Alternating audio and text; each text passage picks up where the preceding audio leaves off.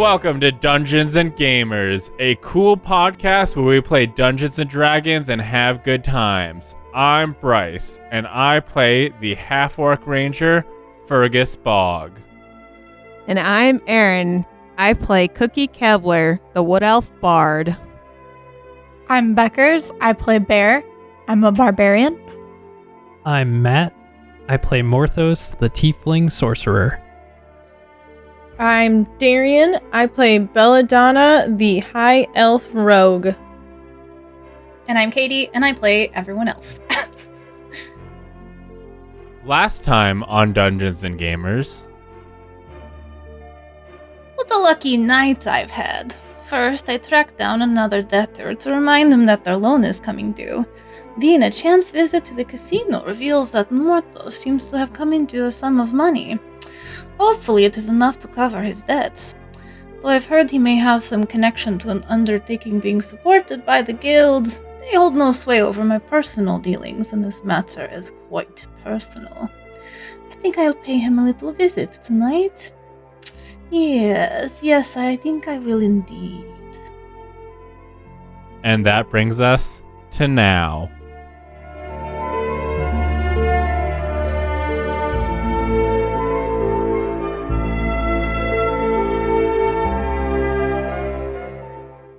So, on that note, Morthos, you were, I believe, having a little bit of trouble sleeping, but pretty tired, and didn't really hear anything, but were quite startled to feel the bed shift, as if someone were sitting down on it, and heard a familiar voice speaking to you. How do you react? I think Morthos is startled awake at this point and just kind of starts the conversation. Just how did you find me? You are loud at times, Morthos, and you've been quite loud tonight. But I will admit that there was a bit of luck to it.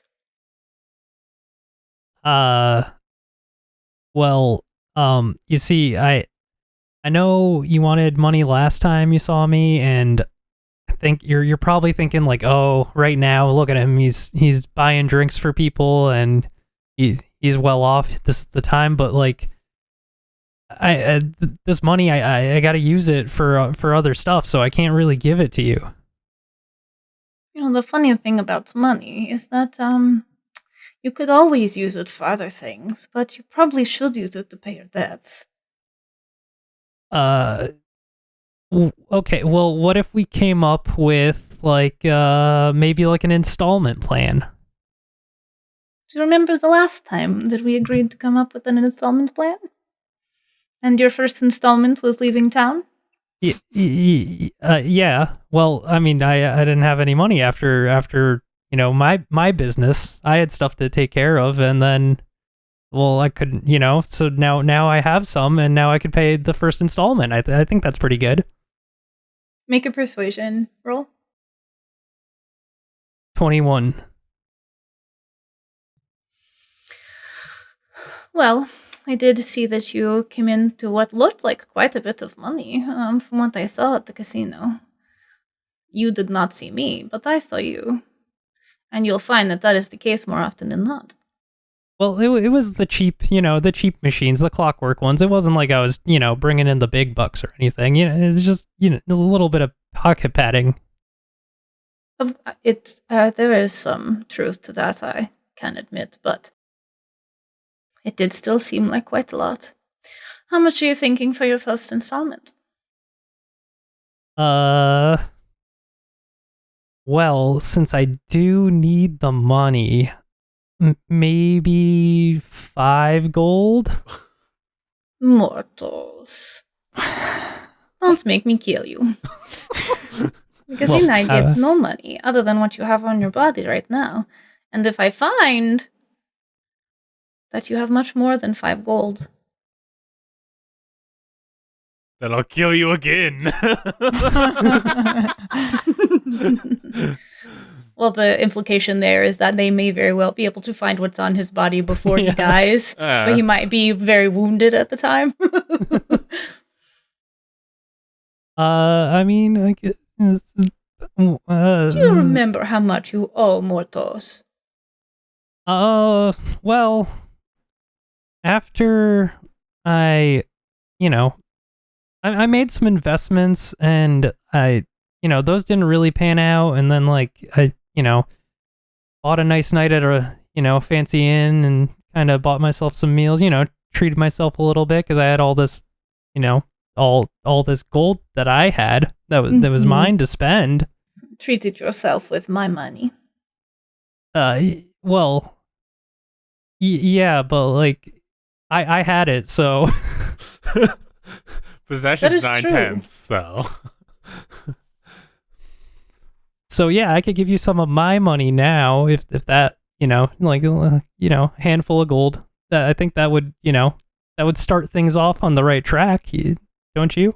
Where did you put the money when you got back to the room? Is it still on you? I think it's all just I have it in a pouch. You've got a pouch connected to you with 300 gold in it, right? Yeah. There's just a lump under the bed I have, or under the blanket. Isn't it in silver too? So Yeah. it's even more. But I think, did you ever stop and change it out? There would have been the opportunity for you to stop at you didn't though. So yeah, I it's have literally over 40 gold and then over 500 silver, so that's another 50 gold. So no, keep in mind obviously that coins aren't the big comical ones that you always see in they're going to be really small, right? But still 500 of them is this swollen coin pouch just still attached to you under the bed or under the blanket. And they just look down and they're like, try again, Morthos. all right. What's your price? What are you thinking here? Well, personally, I think I've been quite generous. Quite generous. No interest has been charged to you.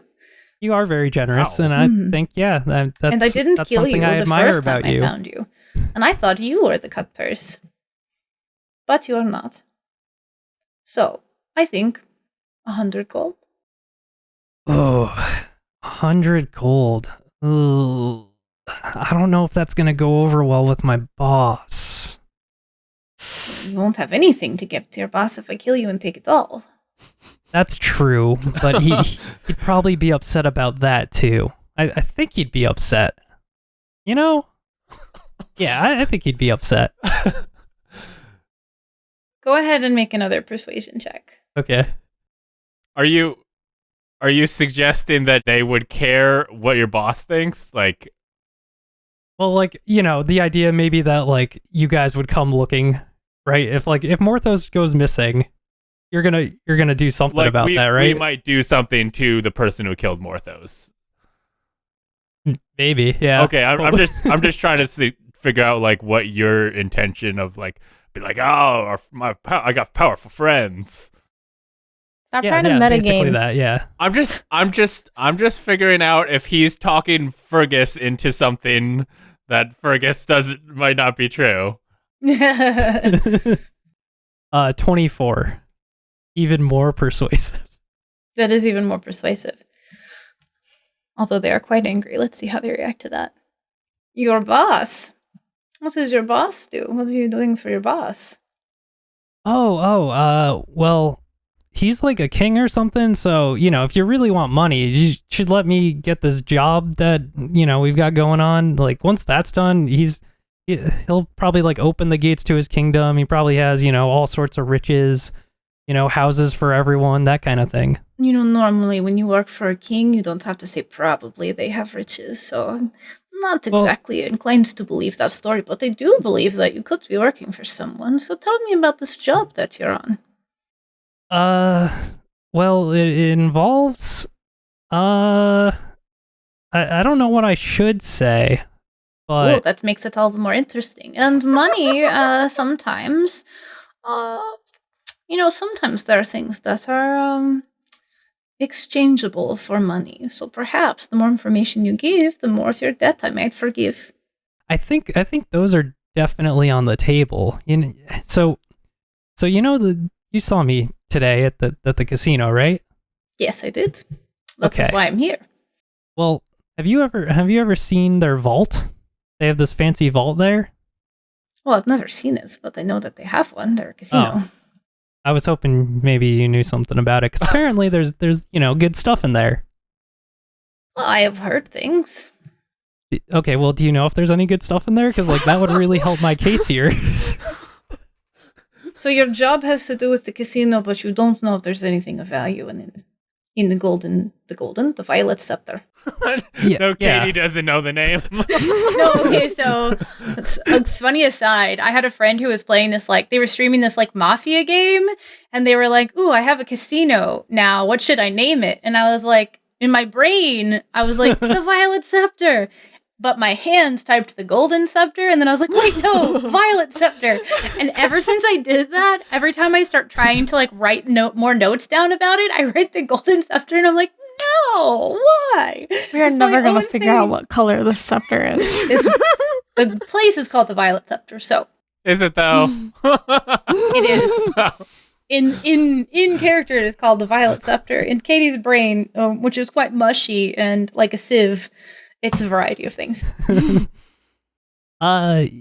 Yeah, so in the vault, that's, where my payment is going to come from, and really your payment will come from there. So that's, in everyone's best interest, really, if we just kind of let this thing keep rolling. And like I said, the first installment as just, a make good maybe for the past that hasn't been so, I'm back, I'm in town. So a make good, five gold. What'd you say? 100? Let's say 10 gold. That's a good, you could buy yourself something with that, and that'd be a good start.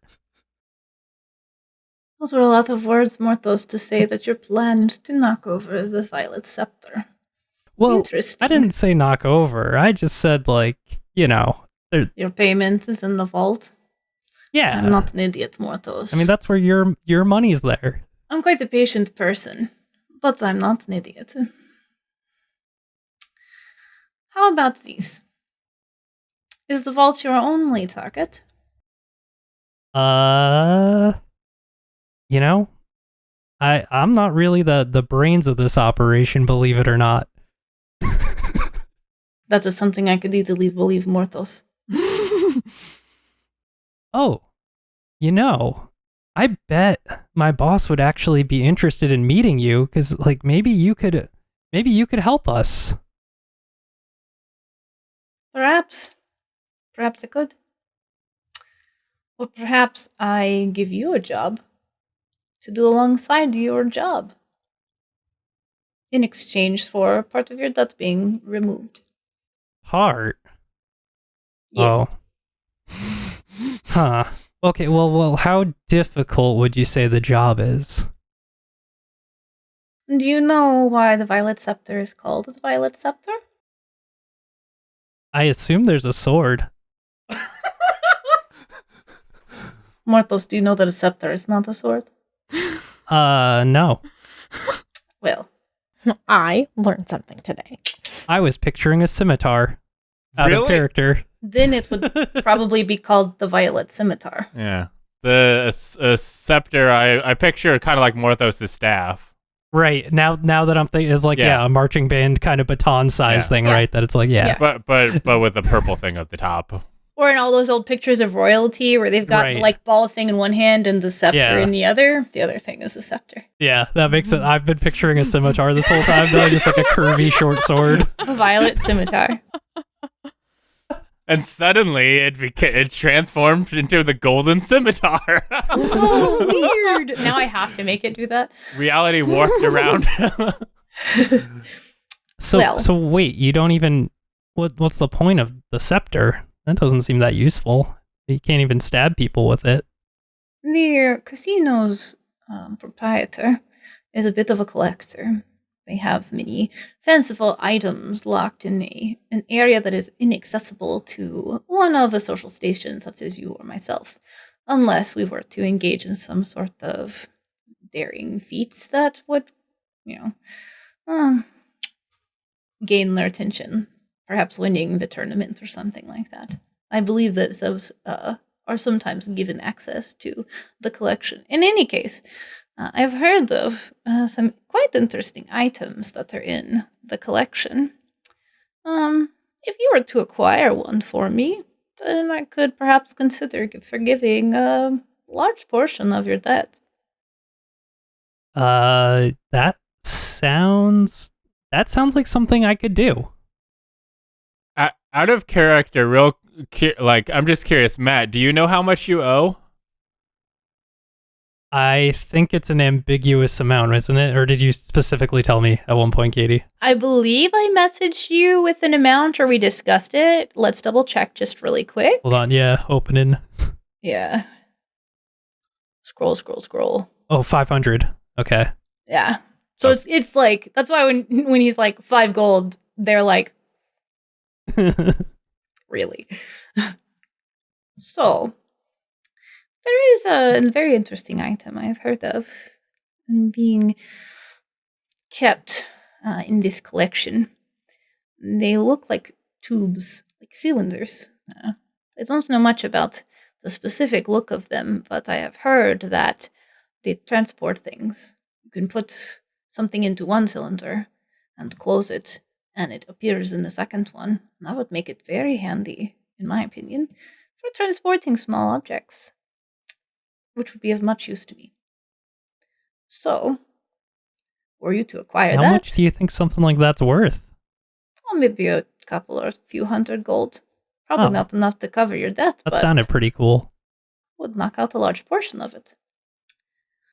So, today, you give me 50. Final offer. And then, you acquire these tubes for me. And we will call another 200 settled. When you say final offer, You hear this like small, very light grating or frictiony sound, and like a dagger just kind of like appears in like the moonlight coming in from the window after you're like, when you say final offer, and it's just kind of like there's just like a glint. Yes? I mean, like 50 is. I don't know if I can go with 50 and then, come back to my boss and he'll be like, what have you been doing for days? I was supposed to be out here helping our cause and, Your I'll cause. be broke. You are a freedom fighter now. Morthos, you can tell them that it was collateral cost spent in buying an entire bar of drinks, whatever reason you were doing that for. I'm sure that was part of the plan, right? All right. I'll give you the money. I'll do it. I know.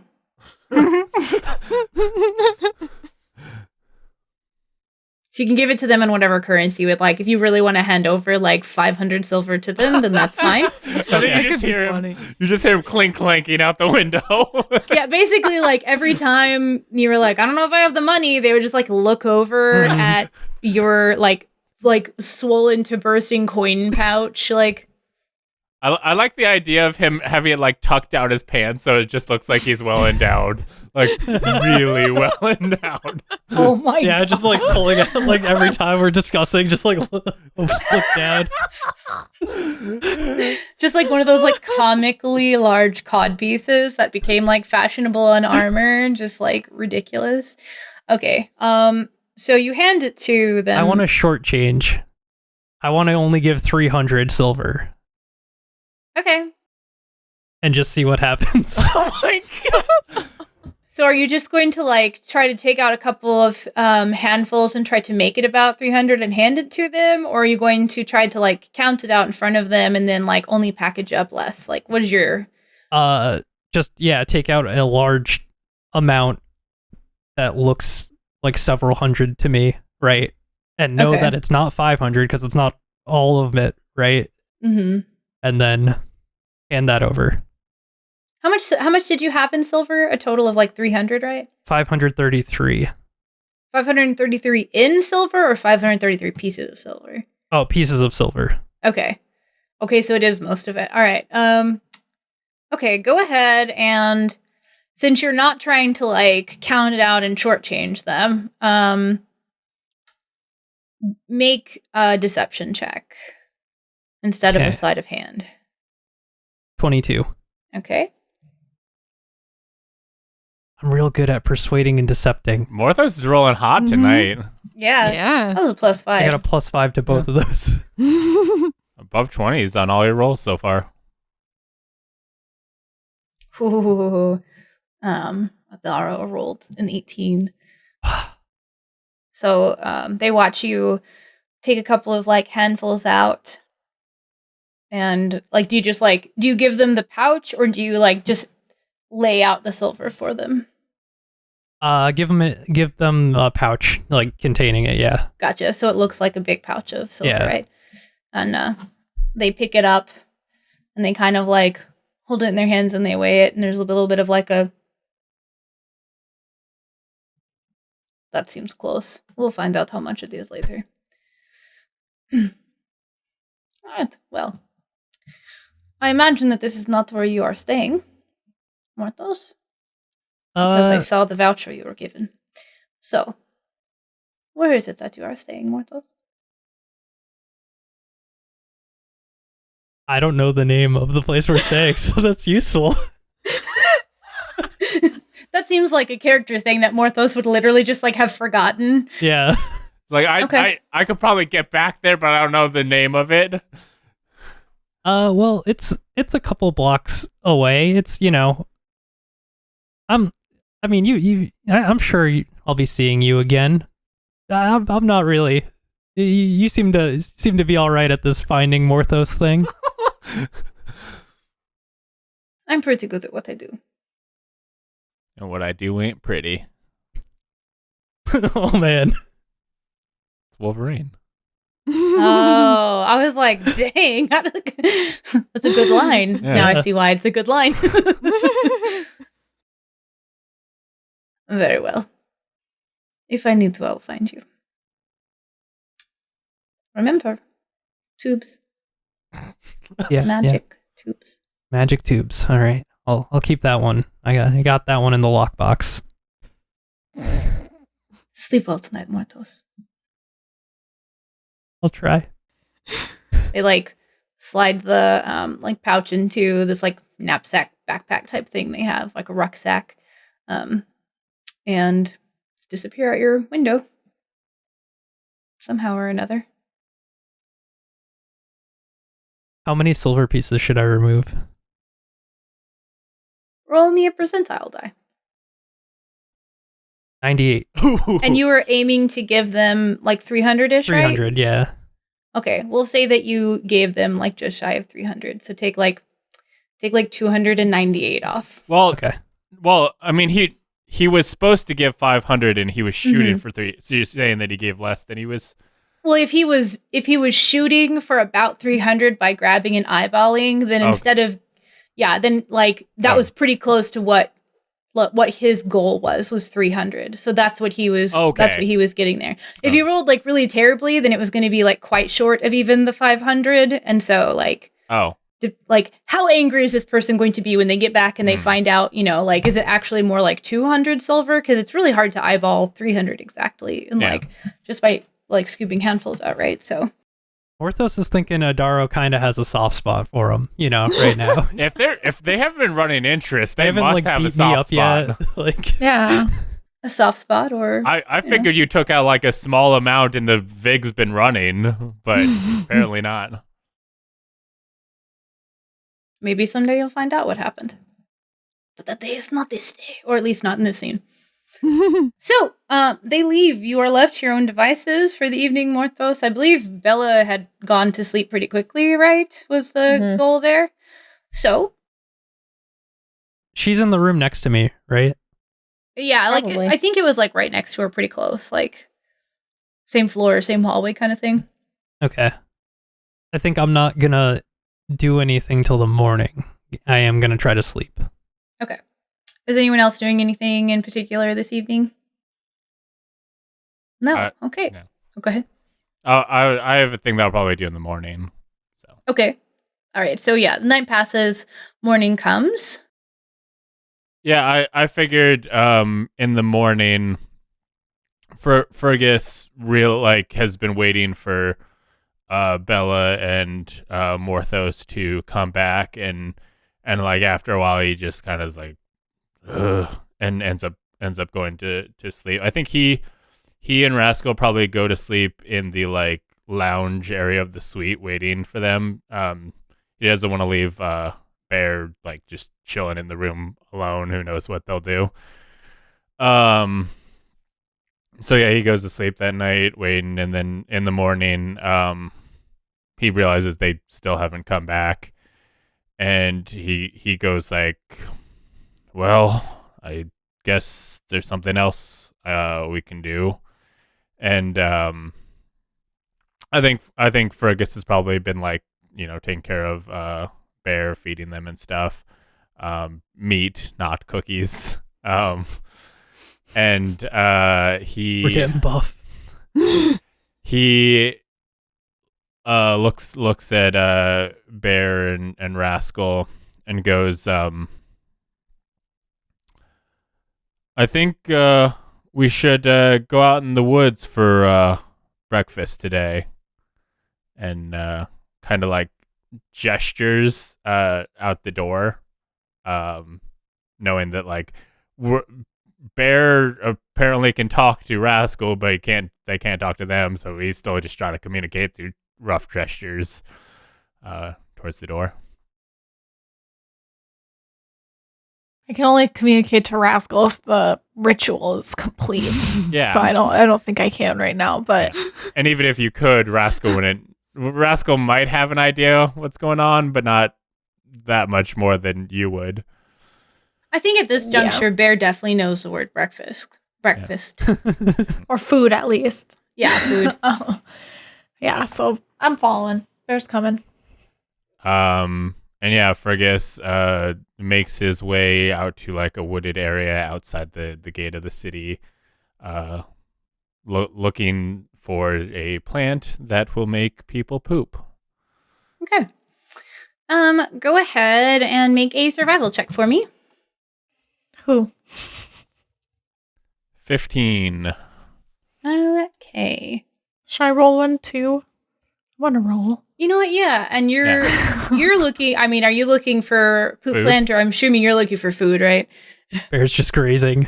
I'm out Yeah. here for a good time. Just here for a good time, yeah. Okay. What is happening? Okay, I didn't realize it would roll twice for me. So my first roll for perception with my smell advantage, I got a 5. Maybe we'll stick with your survival roll. My survival roll was 13. I love it. Okay, so smell check. Okay, so this area is like a heavily wooded area, like an actual forest is quite some distance away. It's more coastal here. So you're kind of more in like grasslands, but there are of course like little copses of trees, and they're dotted across the landscape because it's not just completely barren and bereft of trees.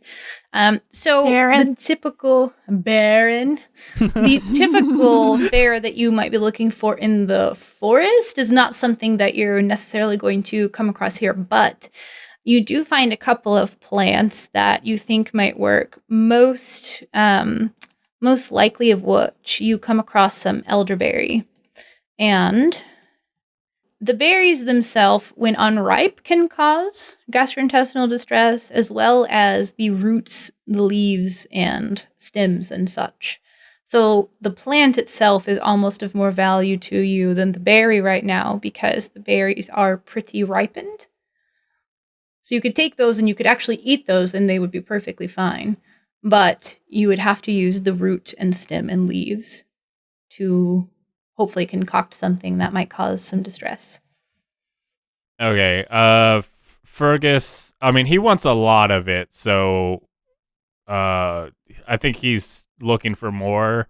I think unripened berries would be more ideal for what he's going for, because like, they're gonna bake it, so they're being like, oh, these are berries, so I'm just baking the berries, would look more legit than like, hey, I'm shoving some grass up in this is fine.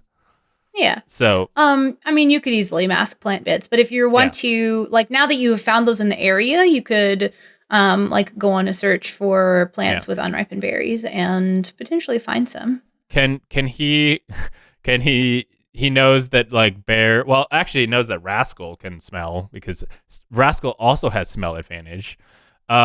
He takes the elderberry plant and puts it down by Rascal's nose and kind of like tries to get him to like find more. Okay. Go ahead and roll for Rascal then. He got a 15 and a 23, with 23 being the higher.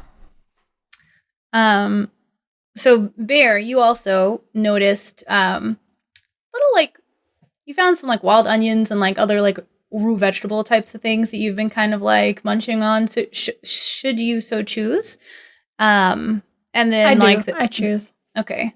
And there was the elderberries were something that you also spotted, and since they were ripened, like to your nose, they smelled good to eat. So you could have eaten some of those if you wanted.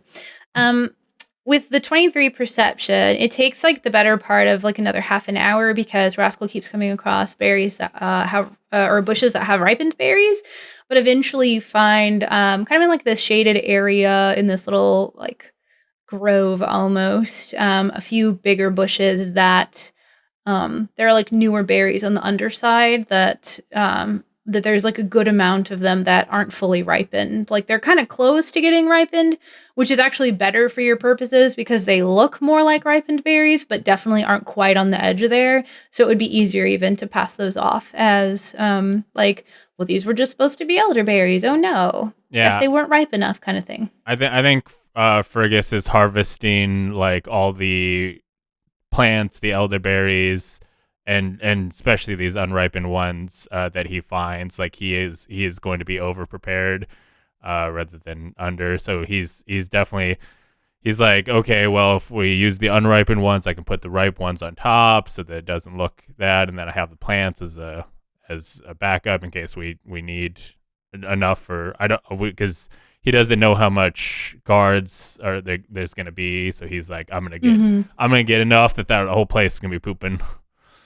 Whole place. So yeah, he gets phrases you hear in D&D and nowhere else. Need new plumbing. Yeah. So yeah, he just gets as much as he can carry, or as much as he finds. Yeah, I mean, as much as you can carry, given that you've got like Bear with you, who you could like put like, I don't know, you could get them to carry it by like putting them in like a basket fashion or something. But like it's. You know that you wouldn't need like a whole lot, especially if you don't want to make the effects too severe, but you know that you have enough here to like accomplish your goal without it having to like be you walking back into town with like an entire bush that you have like harvested and are having to awkwardly carry back or anything. You feel satisfied with the amount that you've been able to acquire, basically. I think with that done, Fergus looks at Rascal and then kind of looks over at Bear and kind of goes like, well, I guess we're out here. Might as well see if we can get you guys toughened up a little bit. And he he takes some meat from his bag and he kind of waves it around a little bit, and then he starts fucking running as fast as he can. All right, what do I gotta roll to catch this mother? He's like running between trees and stuff. He's not doing like a straight deal. He's trying to like make almost an obstacle course with it, so it's not like a straight charge. Okay. Would you say that you're being more acrobatic or athletic? Like, are you aiming to like dead run, but also weave through trees, so it's more athletics? Or I think he's aiming to make it an obstacle course, so I think it's more of a acrobatics type deal. Okay. Are we doing flips? Jeez. I think he's like parkour. That's for him. Yeah. But if you're like, it's up to you. You see him like dart off and start trying to like weave in and out of trees. Now you can just like straight up barrel at him and do athletics, or you can we're gonna barrel. I figured. and I think he's also enticed Rascal in the chase as well. So both of them are chasing him. Yeah. And especially because Rascal has that kind of link to you, like it might not be a command, but it's definitely something that he understands you want him to do. So it's not like he's going to not participate. Yeah. I just like it's both a competition between Bear trying to catch me and then also Rascal's also trying to catch me. So who's going to get to me first? Like how long is this going to go? So. All right.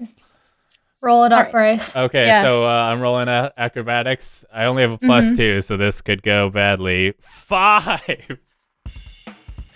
Okay, go ahead and roll your athletics, Bear, and then you roll either athletics or acrobatics for Rascal. I rolled a 16. Wow. He doesn't. I tackled him into the ground. Rascal doesn't have acrobatics, so I'm just gonna roll a straight dex, and he rolled a 5 as well. I love it. So you had a plan for this, right? So you did take off first, and you got a head start. So you take off, and you're kind of like deftly weaving between trees, and like to leave this sort of like grove that you have found would put you out into an open area. So you kind of stay in here and are circling around, and Bear is able to kind of just like, instead of having to duck under low branches and things like that, they can just barrel forward, as we've said. And so like branches are breaking as you're like lumbering by, and Bear does reach you before Rascal does. In fact, Bear reaches you more quickly than you would have anticipated, Fergus. It's almost like it's surprising in a good way, because your goal is to make sure that there's like enough athleticism to be like competitive in this tournament or whatever, like it's an athleticism sort of like measure is your goal. And so you're like surprised at both like the speed and tenacity that Bear can move at. And Bear, as she said, does reach you and try to tackle you to the ground. Do you want to roll to see if they tackle me, or are we just gonna assume they do? If you are going to attempt to avoid, then I mean, obviously, if they jump at me, I'm gonna, I'm trying to keep from being, caught. Okay. So, I rolled a 16 athletics. Okay. Packers. Yeah, have Bear roll in athletics again. Okay. Or athletics. 14. Your boy dodged it. So you catch up and you lunge to essentially like catch Fergus, and he does manage to like Juke, sidestep, slide out of your grasp. So you have reached him, but you weren't able to like tackle him to the ground. Is there? Can I intimidate him? Can I growl at him? Give it. Yeah, if you want to. I'm like, which is my strongest stat? What do I do? I rolled another 14. So, go ahead and make an insight check for me, Fergus. 14. Okay. So you manage to juke Bear, and they look quite angry. Like, it doesn't look necessarily like murderous. The insight check wasn't to say that you're not intimidated. It was to perceive whether or not Bear is like, I'm about to eat you, or just like, give me food, right? So they look quite perturbed, and that was a very like hearty bearish growl. But you don't suddenly think that like all of a sudden she's gonna like eat you alive. It's more like, give it to me. Fergus goes, good. Yeah, I don't know what that voice was. Yes. Fergus was like, good. You'll need that anger in the ring, but you'll need to be faster if you're going to get this. And he kind of waves it again, and he I think he like, is there a river or something that he can like try like something nearby that would like look good to like get away from Bear? Something you could jump up on, like a tree. I don't know. Yeah, Waterdeep is a coastal city, and there's a river that feeds inland, the river Desaris, it looks like. And actually the closest like forest would be in the direction of the river. So the trees would be getting thicker in that direction anyway. So you're still like, you've been traveling for, I said it was like a little more than half an hour, but a lot of that was foraging. So let's see here. Yeah, so you can see kind of like in the distance, there's a pretty large looking river that like runs along the side of the city, basically. So if you took off running in that direction, it would only take you a little bit of time to get there. Then yeah, he's running for the river. Like thinking, okay, they're gonna struggle trying to get across the river or something. He's just trying to keep the chase up as long as he can, and looking for obstacles that'll make it harder for Bear. Okay. Bear, do you continue to chase? Oh, yeah. Okay. All right. More athletics checks? 7. Bear's less athletic as this goes on. Bear's running out of breath. Okay, athletics 18. Okay. Fergus really turns it up. Bear, you growl and you're like trying to be intimidating, right? And Fergus takes off. So clearly he must be scared, right? Right. But like maybe you scared him a little bit too much because he's running pretty quickly. And it's not like he's like being able to like pull largely away from you or anything, but like he's staying a little bit ahead. Rascal rolled a 21 on strength, which is the closest to his athletics he's got. Yeah. So at this point, Rascal, who had been kind of lagging behind, doesn't have to like necessarily stop and break like the two of you do. So he gets to keep his momentum up and going. And so you take off running, and you know you've juked Bear and got kind of a little bit of head start on them, Fergus. And then Rascal just comes bounding up out of nowhere. How do you think Rascal, based on his personality, do you think he would literally like jump up and try to tackle you too? Or would it be more of like a run up and circle around in front of you, hunter style, to get you to stop? I think this is the first like, you know, we've been in the city, so we haven't had an opportunity to kind of do something like this before.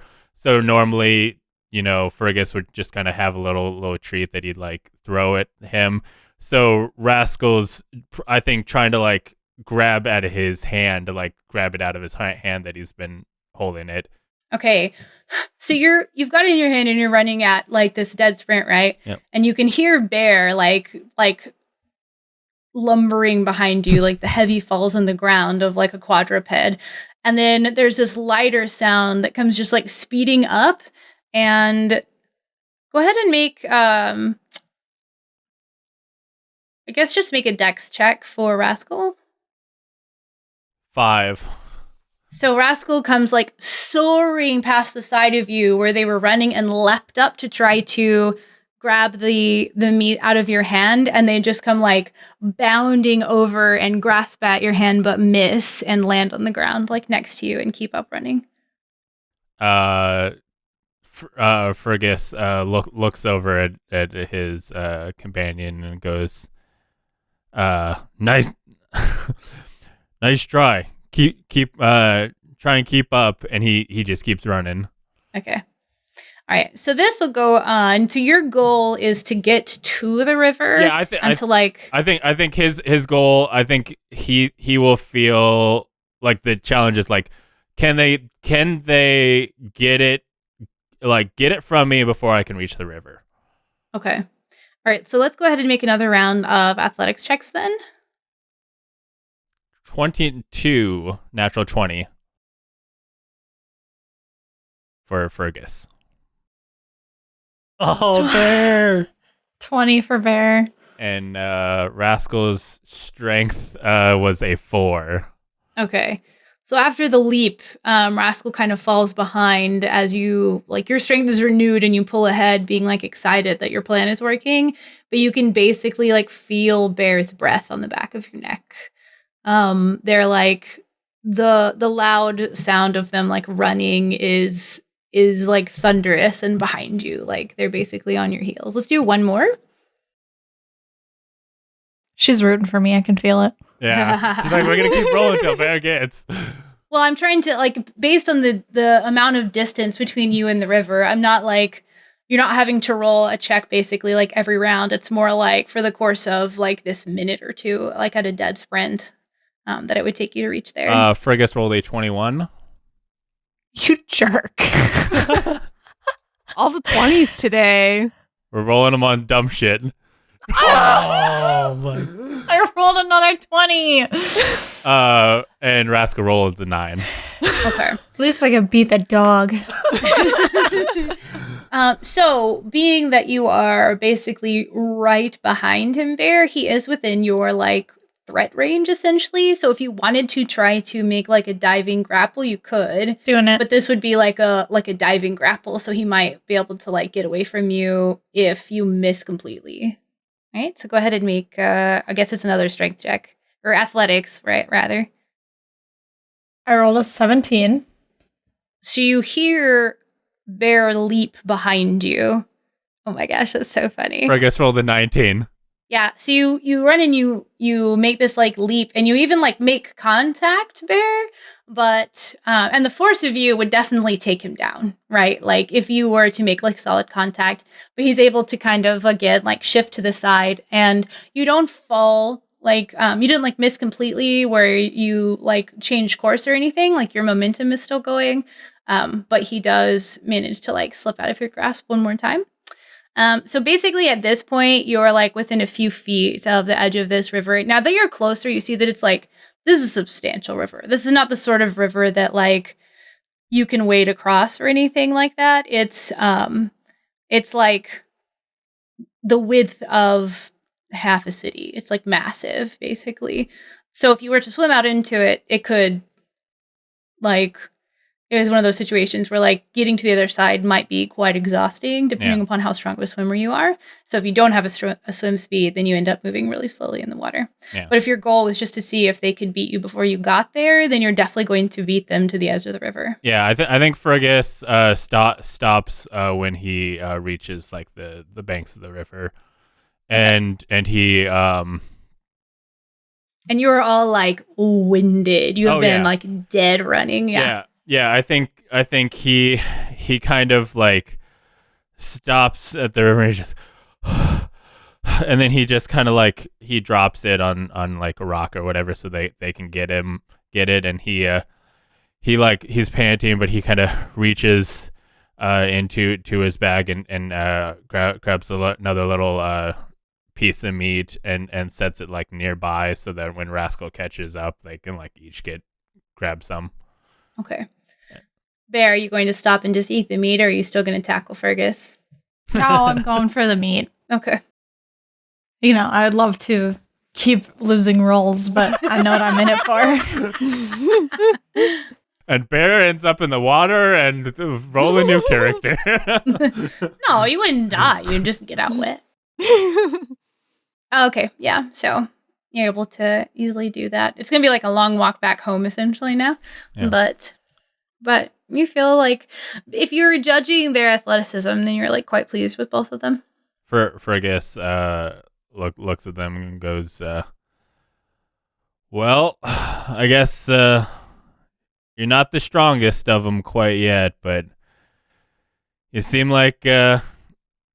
You're your best shot at the tournament and kind of like smiles as he like catches his breath and watches Bear just like go to town on the meat.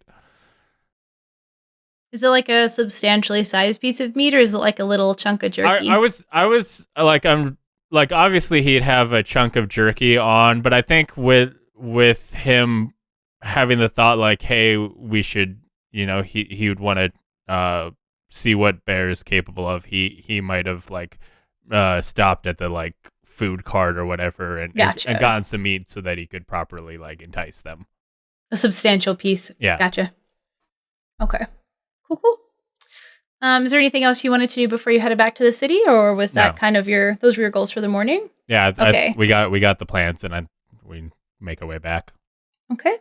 Is there anything else anyone wanted to do in the morning, or do we move over to whatever Bella and Morthos are planning for stage 2 of of garner attention game. I mean, would Cookie be at work yet?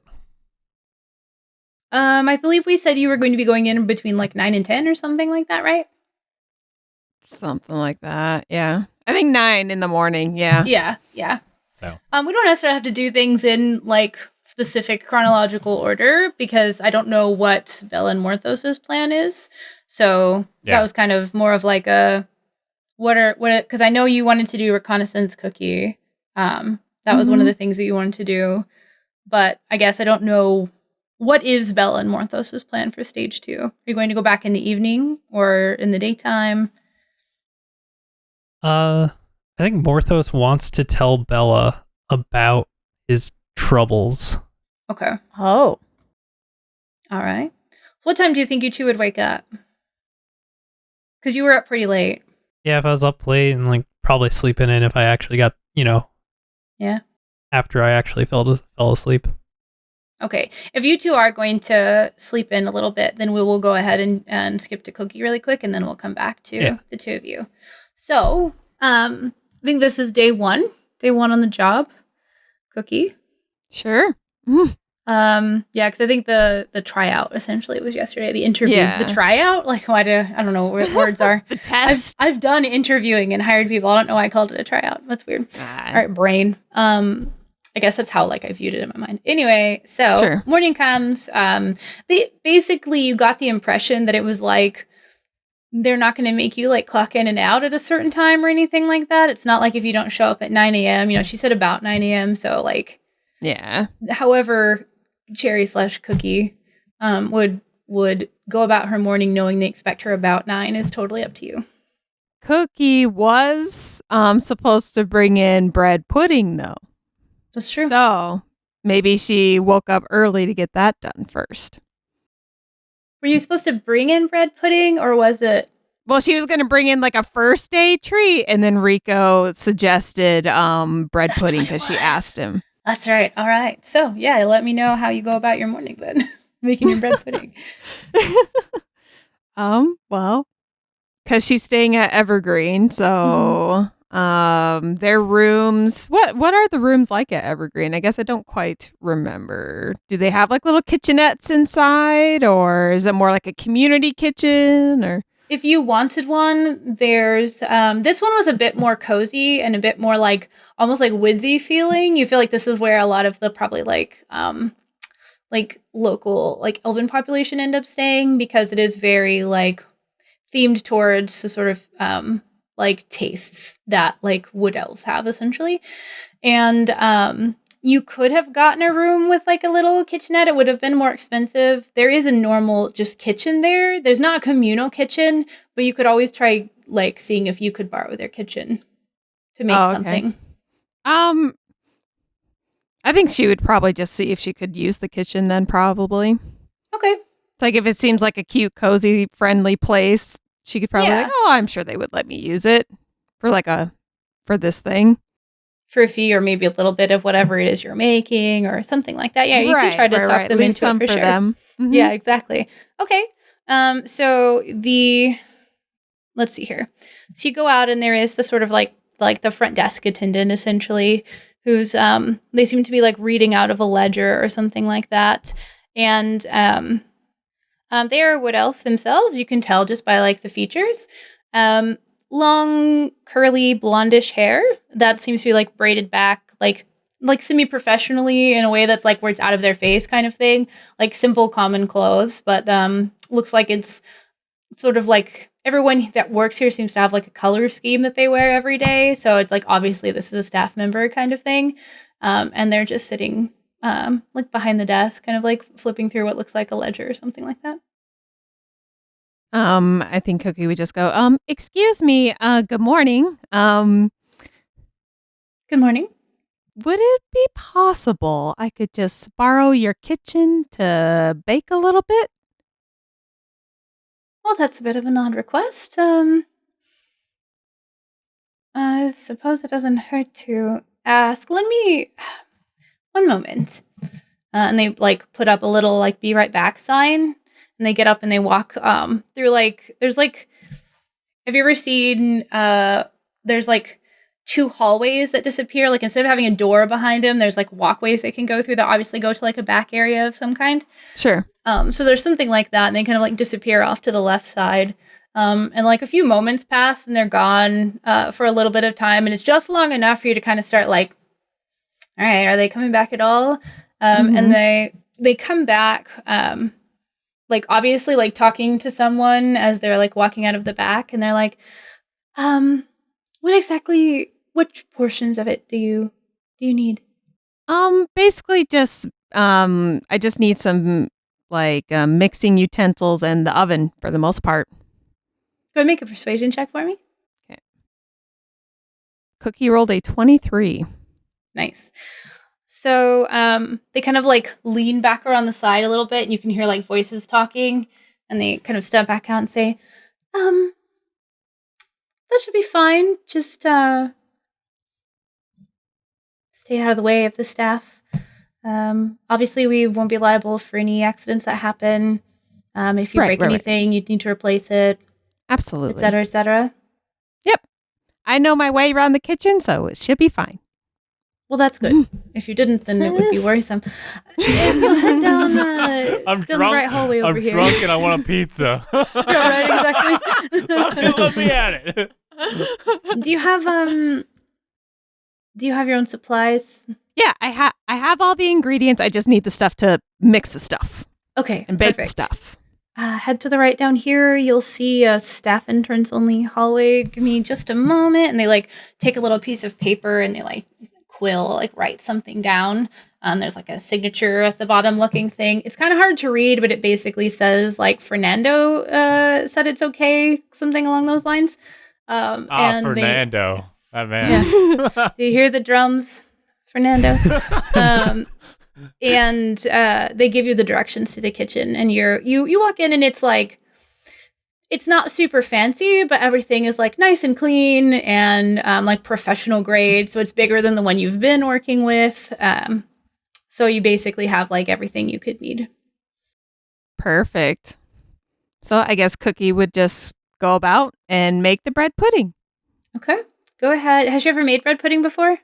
I think she mentioned she had, so yes. Okay. Then in that case, Cookie would never lie. Yeah, no, I don't think I could. I don't know what I would do if Cookie ever lied. No, I'm kidding. Go ahead and make a cooking utensils check then.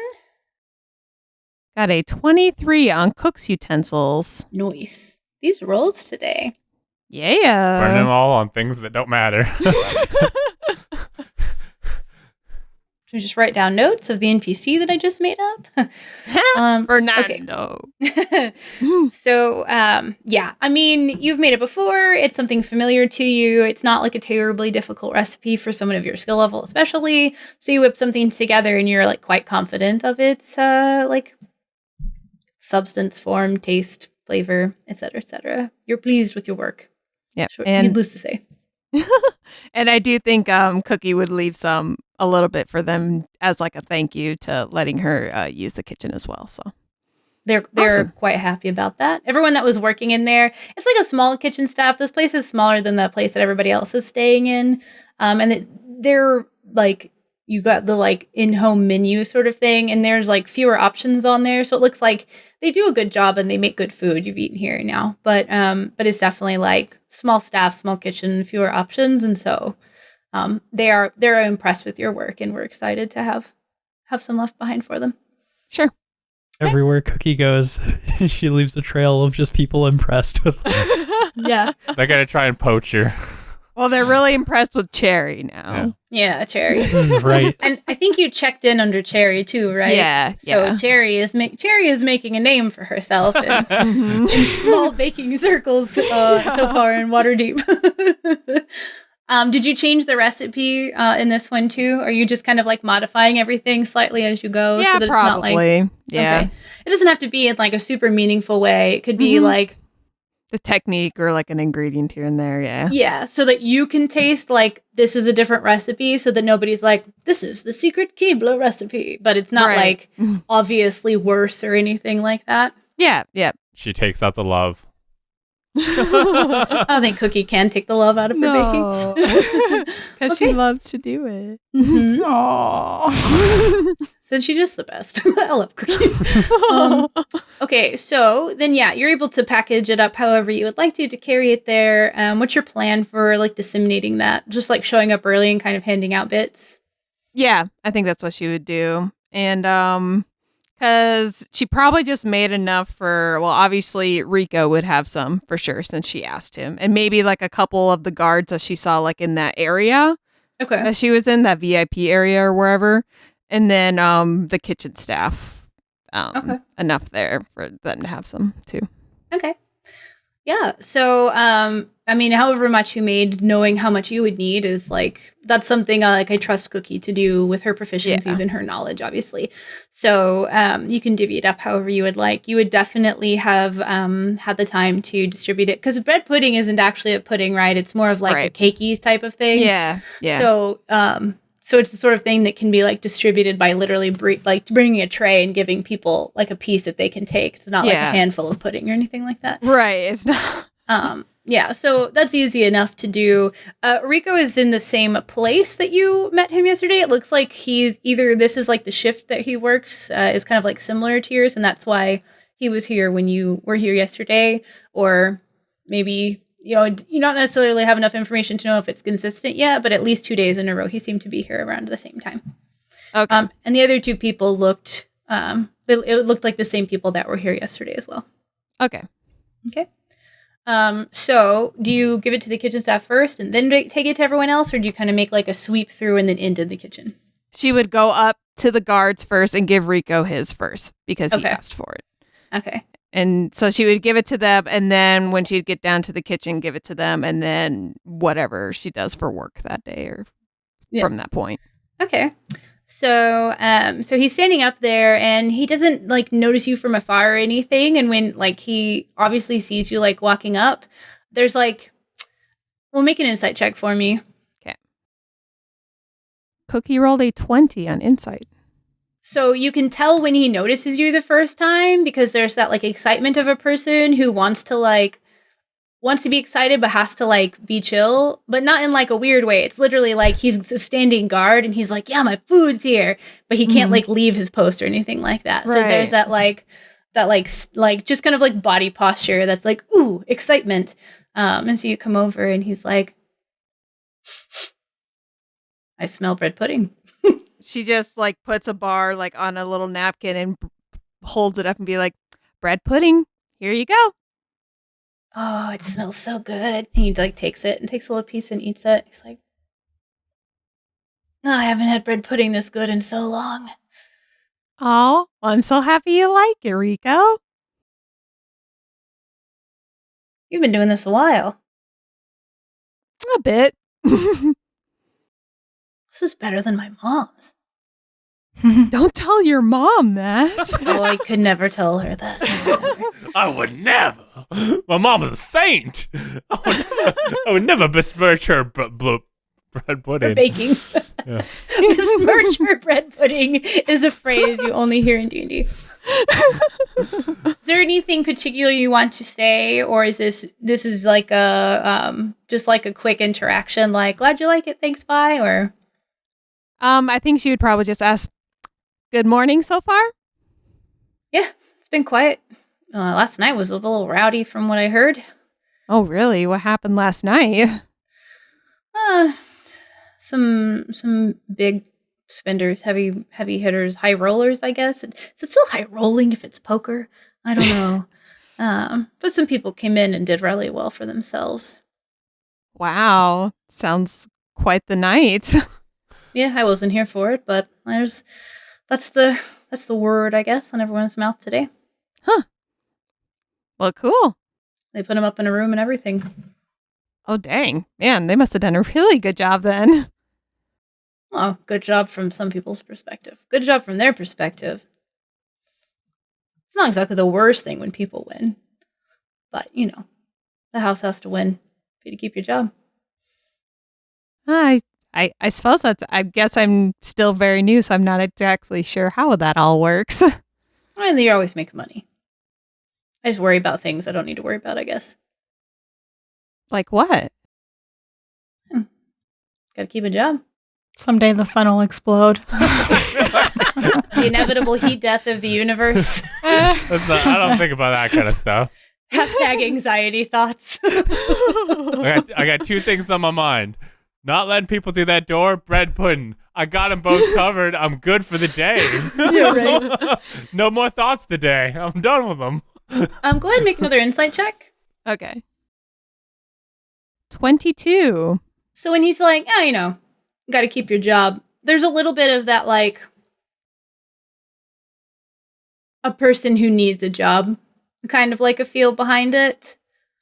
You don't necessarily know why, but it's more than just like, a guy's got to have a job. It's more like, got to keep your job kind of thing. Mm-hmm. So you get kind of like that vibe from him when he says it. Okay.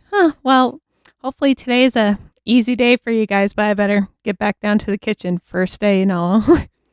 Yeah, thanks for the morning pick me up. Yeah, absolutely. We'll see you around. And then you can distribute the others. Everyone's generally thankful. Right. And then when you get to the kitchen, there's like, you can tell that like the lemon bars were definitely discussed at some point, because you walk in with another fresh treat and everybody's head's kind of like. And in particular, there's this like this woman she might have been there yesterday, but she might have like blended into the background, or maybe she wasn't there yesterday and that's why you didn't necessarily like particularly notice her, or maybe it's because you were focused on what you were doing. But there's this older gnomish woman who she's gnomish, so she's short. She looks like she's a little older even for a gnome. They live longer than humans, but as an elf, you would know that like the longer lived races do still eventually age in varying ways. So she's lived quite a long life. She's kind of got this like impish sparkle to her eye, as she kind of like she's standing up on not a footstool. What am I thinking of? Like a step stool. And she is the legumier, or the vegetable chef. So there's like varying roles in the kitchen, and her job is essentially to make sure that all the vegetables needed for every dish are prepped, chopped, diced, whatever. So you walk in and she's just like very professional looking, very fast, slicing very thin pieces of carrot in like probably the fastest you've ever seen somebody like slice vegetables. Like, she's good at what she does. And she like kind of like looks over and she sees you have it in your hands, I assume, right? Yeah. Probably like a little, I don't know, tray basket bacon dish. thing. Yeah, exactly. Yeah. So she looks over and she kind of like, she's like, she's back, and hops off of her step stool and comes over and she's like, what you got there? Oh, some bread pudding that I thought I would just bring in for my first day today. Oh, what a treat. What a treat indeed. Assuming that's for all of us then, huh? Oh, absolutely. Yeah. Here, have some. Oh, thank you. I haven't had bread pudding in quite some time. Do you have like a secret recipe or? Oh, not really. I just kind of learned from back when I was in my younger years. The streets. Back in the streets. I had a hard life making bread pudding. All right. Well, I look forward to trying it. And she looked like she was kind of like studying you as you were talking. And then she takes a piece, satisfied with your answer, and like starts munching on it. She's like, oh yeah, this is good stuff. I noticed your amazing knife skills that have like, is that just from experience too? Oh, I've been chopping for a lot of years. Good with a blade. Well, with a kitchen knife. Vaguely threatening. Vaguely threatening. She's definitely has that like, yeah. She has that like granny look where she's got like her hair pulled back into a bun and it's very like out of her face, so she's not getting the food or anything. She finishes eating, she goes and washes her hands because she touched her face and was handling food and stuff, and she's just kind of like, well, you do something for long enough and it becomes second nature. The blade is kind of like an extension of my arm at this point. And she gets back up on her step stool and starts chopping. She doesn't look like she's turning away, like you can't talk to her anymore, but she's just like kind of getting back to work kind of thing. I think Cherry would just go, so have you been working here for a long time then? Or have you been around a lot of different places? Or? Well, I've been here for, she's chopping and she like finishes the carrot. She doesn't even look down. She reaches over and she grabs an onion and starts dicing it for about a year or so. Oh, only a year. How do you like it here? It's my first day. It's a cushy gig. I've been around. I get itchy. Like to travel. Oh, fun. Kind of get into that age where I need to settle down though. Oh, well, you definitely can't tell by your techniques. They're amazing. Thanks. There are some things that you never get, that never go away.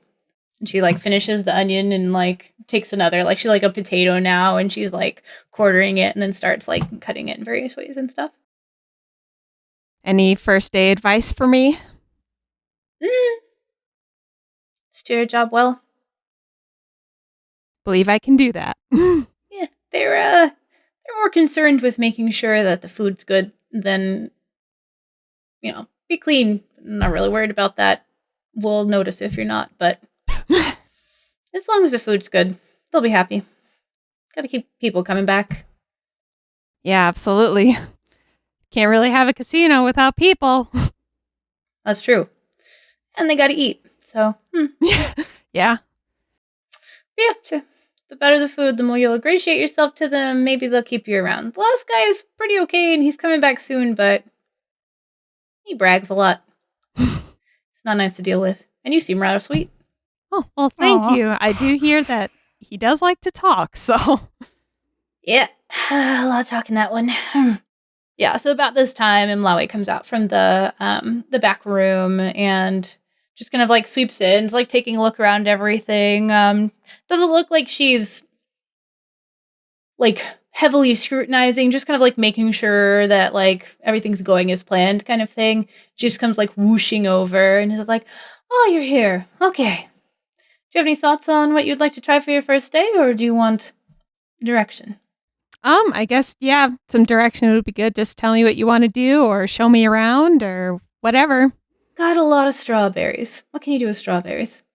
Well, I mean, you can't go wrong with a strawberry pie or a strawberry cheesecake or strawberry shortcake or, I mean, you can do a lot with strawberries.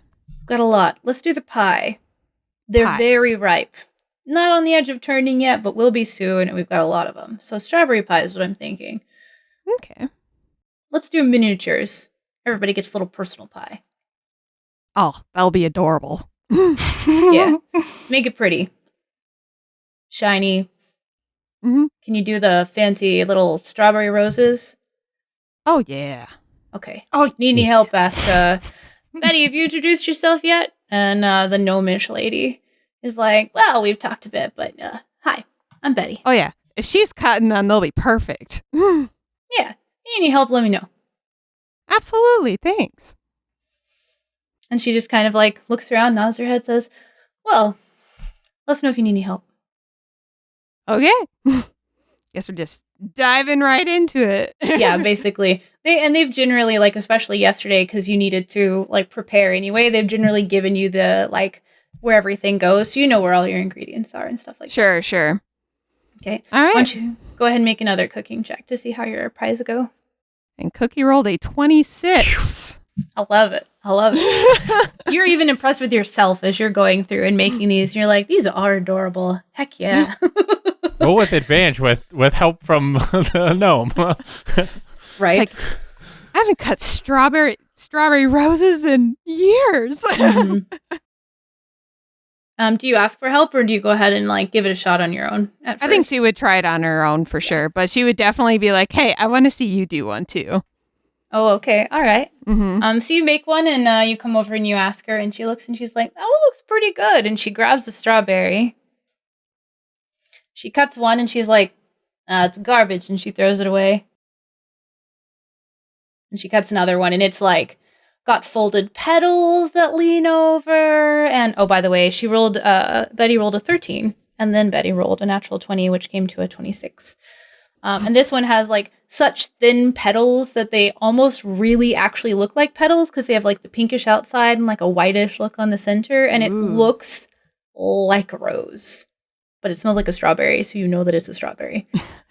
Oh my gosh, Betty, you should be doing these. This is so beautiful. If there are any VIPs that come and ask for a pie, let me know and I'll make you another one. Sounds good. I'll handle the general crowd. They'll be fine. Yeah, they won't. So you've know made a the friend. difference. Is there anything else in particular that you're seeking out for the day? So I think once like the pies are, to a good point where there's a bunch made and, there's not really a whole lot, like there's a little bit of downtime, I think she would go to Imlamwe. I can never say it right. Imlamwe and go, so there's like some downtime right now. And I know today's my first day and I love that you just kind of threw me into the kitchen and got me to do some baking right away.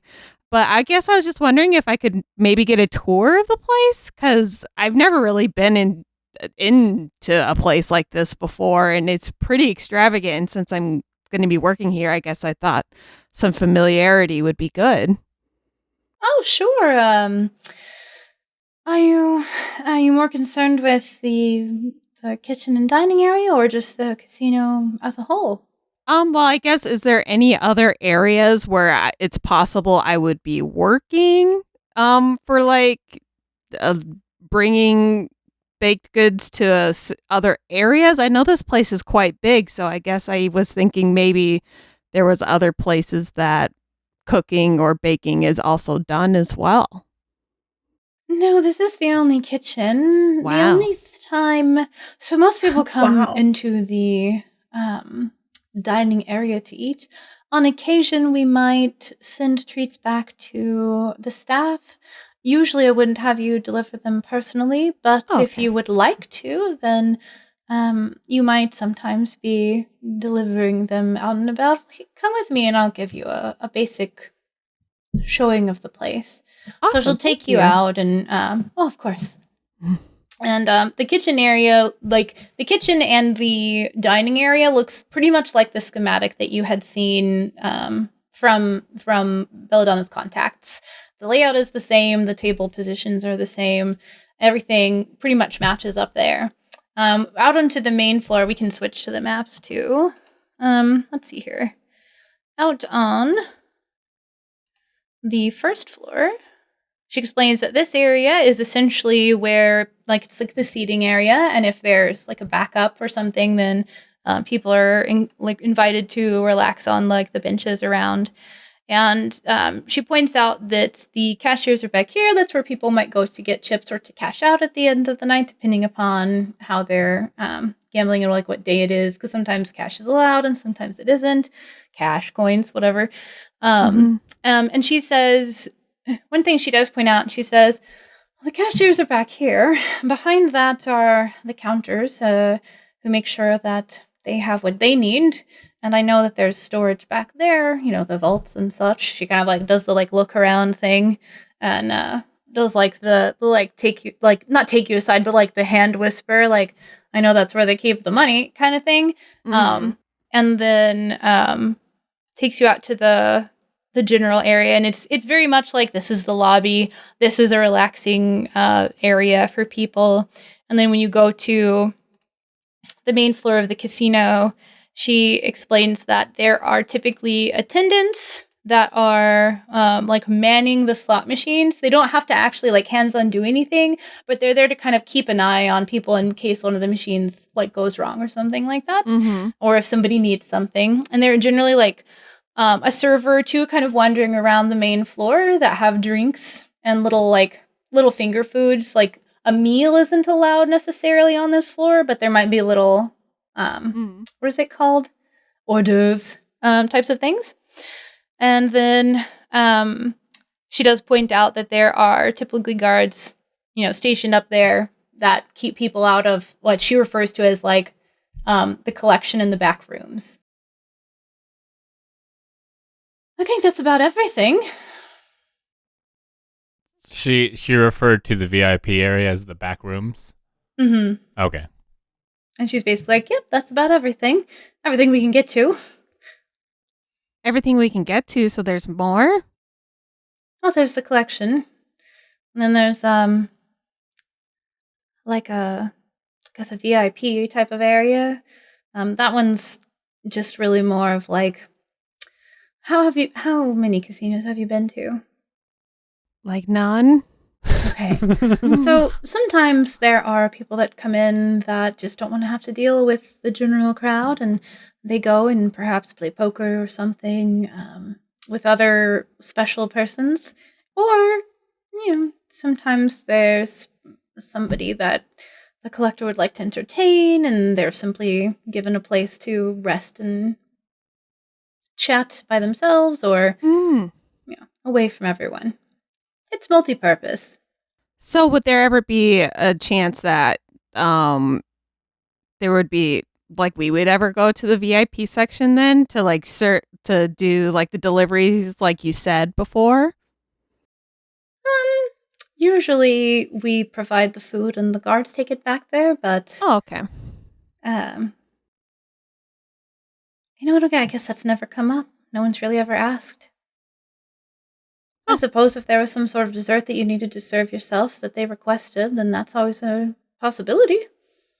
You never know when they want flambe. You got to do that right at the table size. So Yeah, I'm not sure that we've ever done flambe. We could, of course. Yeah. Oh.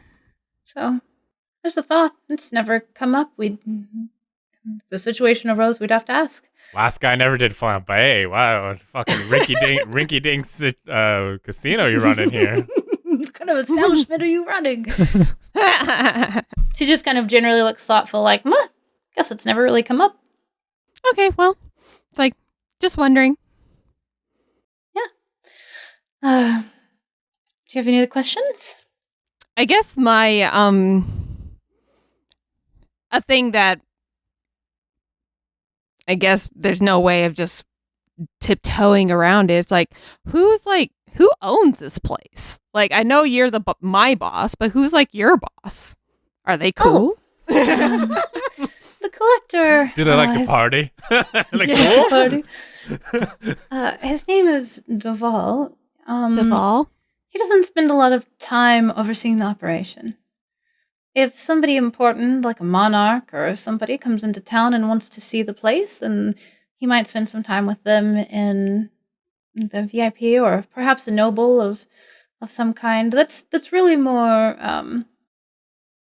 planned in advance, and we know if he's going to be here and be around for something like that.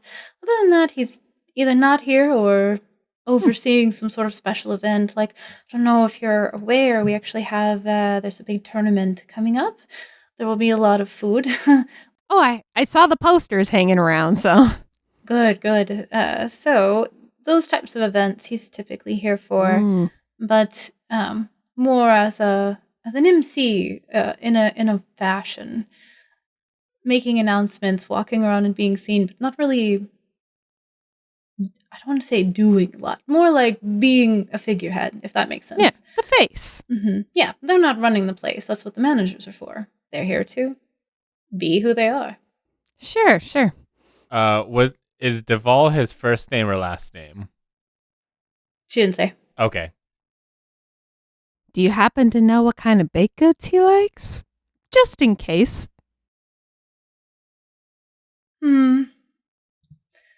Usually whatever he requests of the kitchen is dependent upon the guest, but I could try to find out.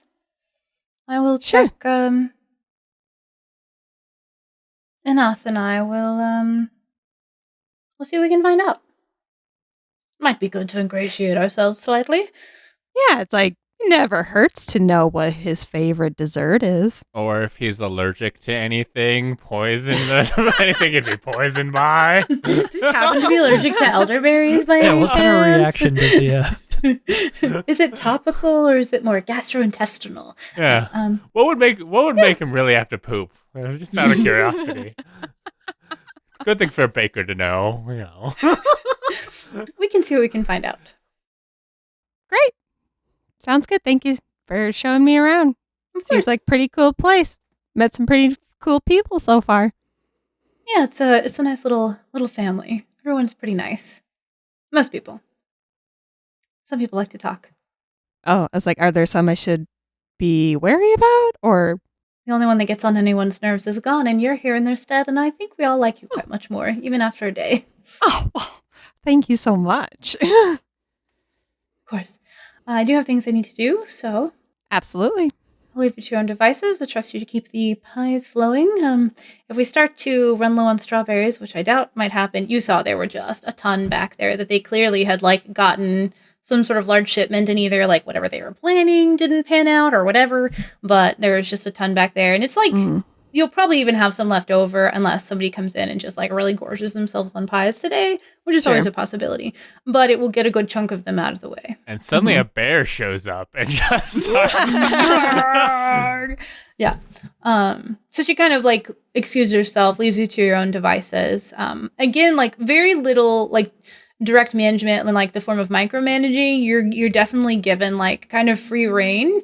In the sense of like they want you to make sure that like your position is taken care of. So if the pies start running low, you need to go back there, but you could wander around, help other people, like do whatever you see fit in downtime if you work quickly, kind of thing. Okay. All right. Think she'll just go about her day then after that. Okay.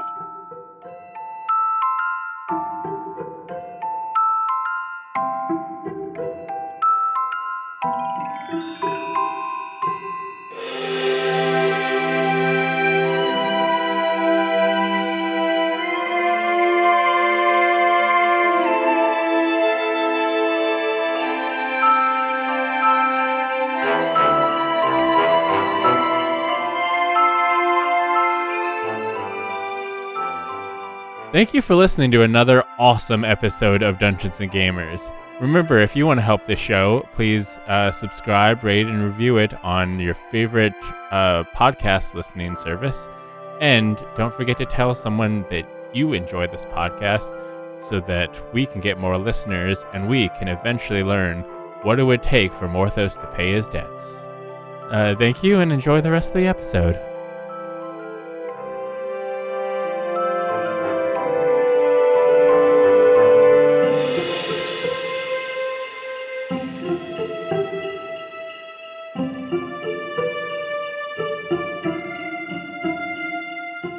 So, Bella and Morthos, Yeah. you had a very eventful night. Feel pretty confident in the excitement you drummed up. Had, even further interesting nights, one of you. And then you wake up the next day. Like no one's given you any kind of like time frame for what you need to do or anything like that. So like the day is kind of in your hands. What are your plans? If I'm waking up first, I'm going to Bella's door and trying to see if she's there. Okay. Or I don't know. If you're waking up first, you might wake up earlier than me. I don't know. I'm leaving it. Yeah, well, elves don't really have to like sleep. Right. So I'm absolutely awake before you were. So if you didn't leave, then essentially like there's a knock on the door at some point while you're up and doing your thing.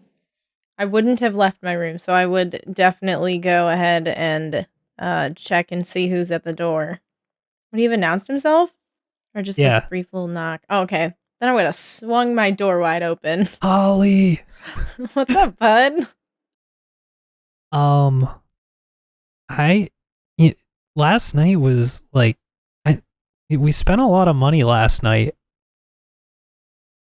Did we? Yeah, I was looking at my coin purse today, and I don't have nearly as much as I did yesterday when I thought I had a lot of winnings. I mean, I don't really know what you would have done with them. I paid for all the rounds. So I'm not really sure what you did there, bud. Well, okay. Well, can I tell you something? Sure. Someone was following us. Okay. And they took some of my money. When? After we went to bed. They showed up in my room. Why didn't you come get me? Well, why would I would have just run away? Well, why would you just let yourself be robbed? What was I supposed to do? Not let yourself be robbed. What? Well, okay. Well, it wasn't the first time I've seen What? them. This person has robbed you before? Well, not exactly. I kind of owe them some of it, but it's kind of a gray area. Okay, so But- they didn't rob you. They were collecting on a debt. I guess that I mean that's There how is they no would. guess. If you owe them money, they were collecting on a debt. Well, now I have less money than I did. Okay, that's unfortunate. Oops. Oopsie poopsie. You paid off your debt a little bit. Do you think you could get one of your helper people to like find out how to find them? I guess I would need a little bit more information. What are we finding them for? Well, I'm kind of afraid they're gonna hurt me or something if I can't pay them back. Well, when do you have to have them paid back by?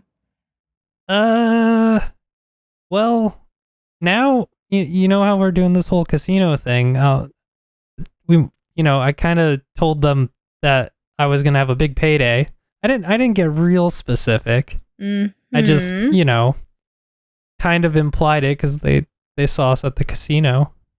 Yeah, but I have to look for some stuff in the vault, and yeah, it's getting a little fuzzy for me.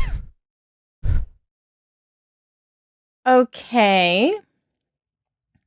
What are the things they asked for you to grab out of the vault? Oh, some kind of magic cylinders that you can transport things short distance. Oh, okay. So, like, keep an eye out for those, because I need that. Out of character, what was the thing that... Has the Thieves Guild asked me for anything yet? They haven't yet. Okay. They're Good. also going to be like, oh, the things. They're so good. That's my fear now. Like, what if And we're gonna Morthos just needs like them? leave town, Guardians of Yeah, the I'm Galaxy just gonna style. dip. Bye. You won't know what hit you. But do you think you could ask the Lark or somebody, like, if they can find out any info on in a Darrow? They kind of already helped me on this mission. I'm gonna have to make sure I finish what they need of me before I ask more of them. So, like, can this wait until after the heist? Tough to say. I guess don't worry about it. It'll be okay, right? Everything will work out. How much do you owe them? A couple hundred gold. Okay, like 200 gold? Yeah, I think they said the cylinders would cover it if I could get those, and that's like, couple hundred gold. Okay. And there's no choice to just give them gold at this point. We have to get them this item. Well, I mean, then I'd be poor. I mean, yeah, but we're adventurers. Like, we don't have I to... mean, you might be an adventurer, but I'm kind of just, I'm You're here here adventuring with us, being an adventurer. I guess that's true. Yeah. So, like, we can just go make money. We just have to find the right job to make money.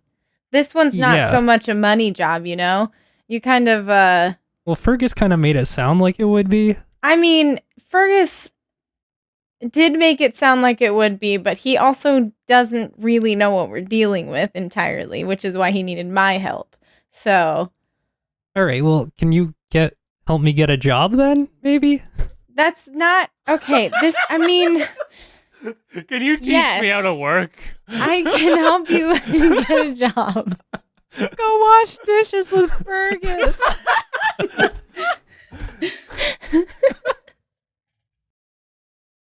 Okay, well, We know some place that's hiring for a server.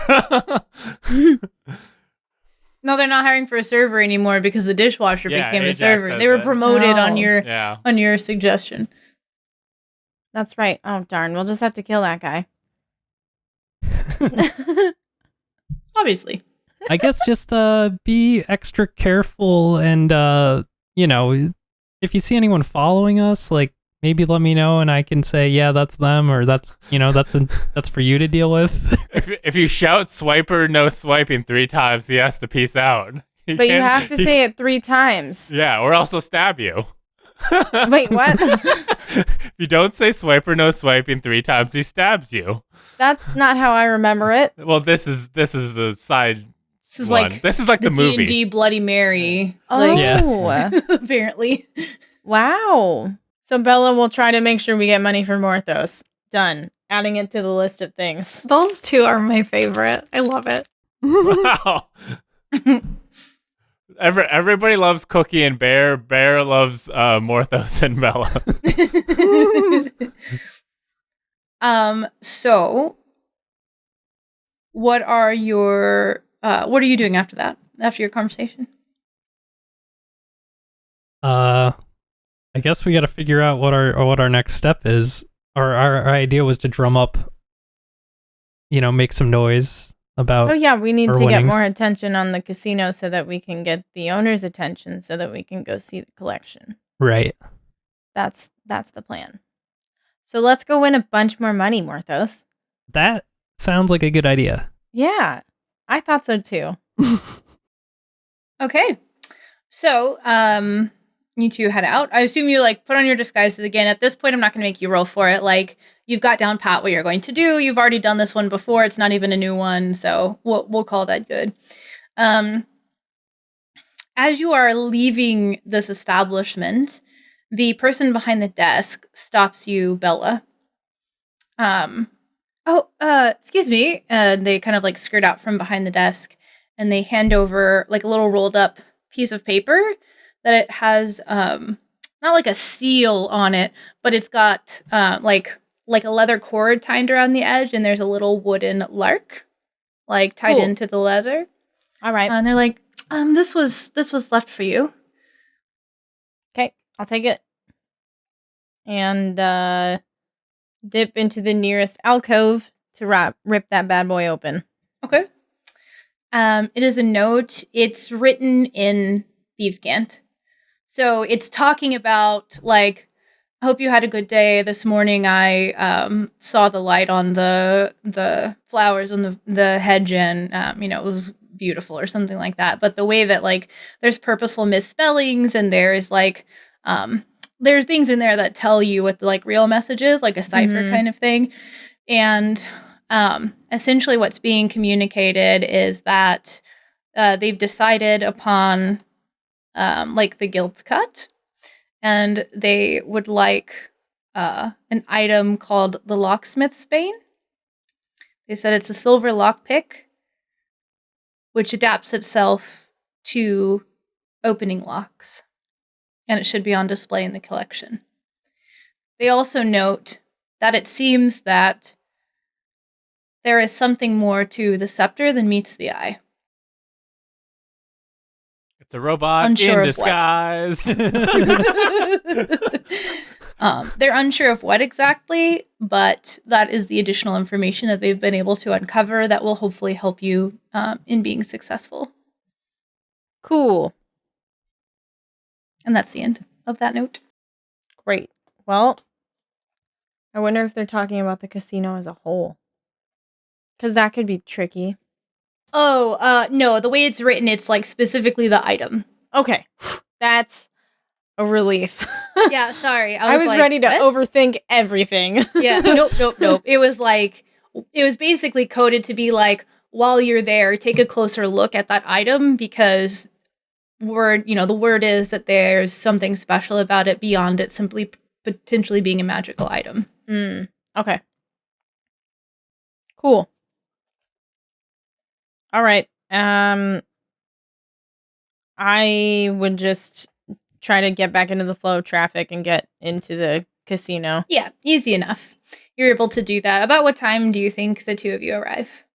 Do we want to do like the early evening again? Yeah. And then go like into prime time? Okay. Okay. Have you guys come back to our hotel at all? Or Nope. Okay, just checking. Yeah, no, they just headed straight back. Okay.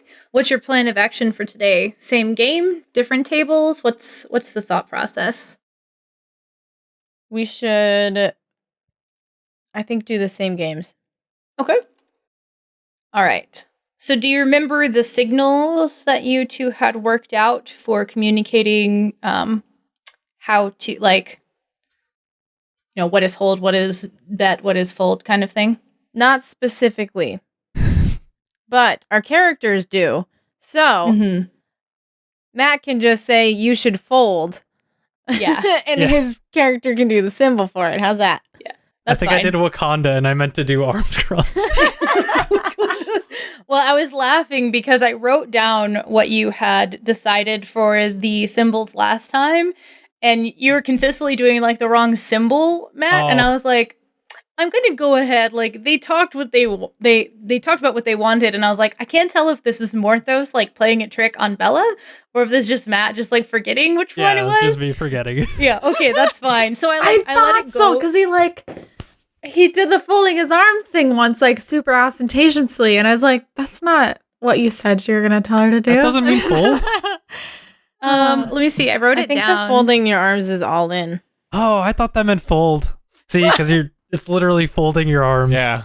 That makes sense. Oh, That would have but made that'd sense. be too on the nose. They'd be like, That's that not guy's what my brain said. that's what Morthos thought. You knew what he meant.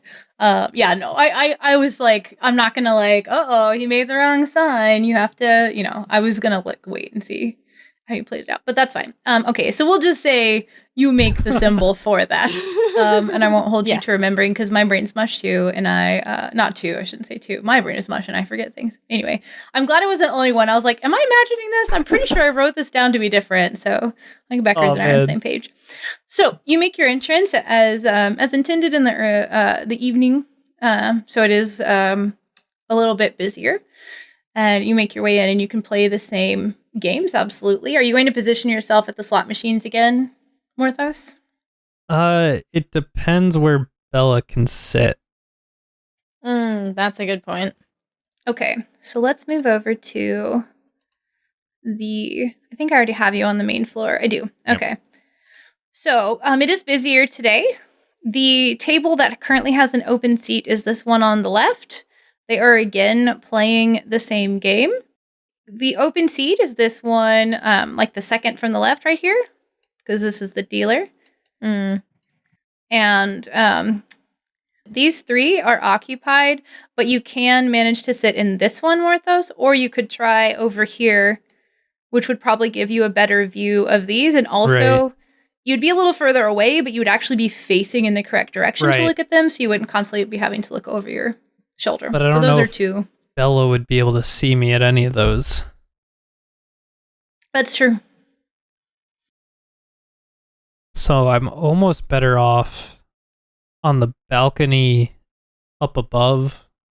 I guess at the top of the stairs. So up there.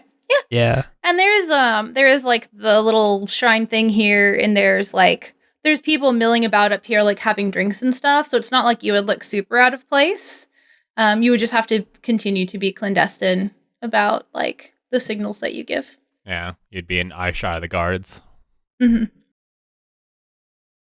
Okay. So you take up your positions. We're not gonna like go through it as Yeah. in depth as we did last time. So go ahead and make your roll, Bella. Go ahead and do you said you have proficiency in cards, right? Yes. So go ahead and make Well, go ahead. So in the playing card set, is that I mean, yeah. When Okay. you're playing with cards, you have proficiency with the games being played because you're familiar with cards. So go ahead and make your D100 rolls with advantage. Just roll twice. an 18 and a 98? Okay. Go ahead and make a perception check, Morthos. 12. Okay. I also want you to make a stealth check to see how clandestinely you can kind of, because from over here, you'll be able to see this person's cards, maybe this person's cards, and you'd have to move further over to the right to try to see this person's. So you'll have to be milling about up there and kind of like moving around, which other people are moving around too. So you could do that and it would be not like the most noticeable thing, but unless you're not trying to hide it, which would probably be a bad idea, just, you know. No, I think he's trying to be a little casual about it. 11. Okay. So based on what you can see, you think there's somebody with like a middling hand, but nothing super great. I don't think that anywhere would let you see Bella's hand, like in particular from up there, just because of the angle her chair would be at. And like this one, you can maybe get from this corner, but you wouldn't necessarily be able to get hers. Are we also assuming the dealer's playing? Yeah, however we did it yesterday. Yeah. Or yesterday? The other, like 2 weeks ago. Like, We play daily. Yeah, totally every day. Absolutely. So you know that there's somebody with like a mediocre hand. And you can signal based on what you see, and she'll have to interpret based on the knowledge you can provide. So you know you have a pretty good hand, Bella. All right.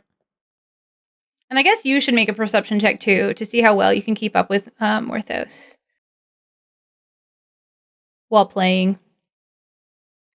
I rolled a 5. Okay, I mean, it's a low DC. He's above you, and you know what to look for. So it's only if you get like super distracted that will be an issue. So assuming you signal, you get the message that like you're probably okay. It's like nothing is too terrible that he sees essentially. So the buy-in is 2 gold, if I remember correctly, and one person does raise it 2 gold. I'll also raise it 2 gold. Or I'll just call actually. You'll call? Okay.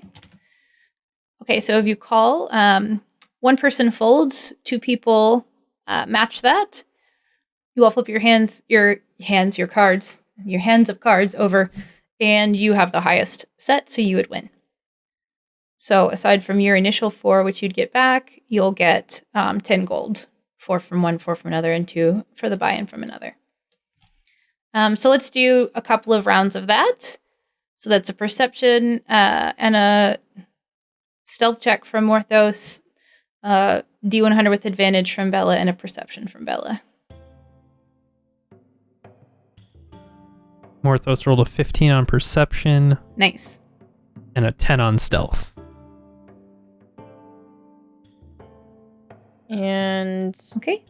Bella rolls a critical 1 for perception, and then a 91 and a 34 for her too.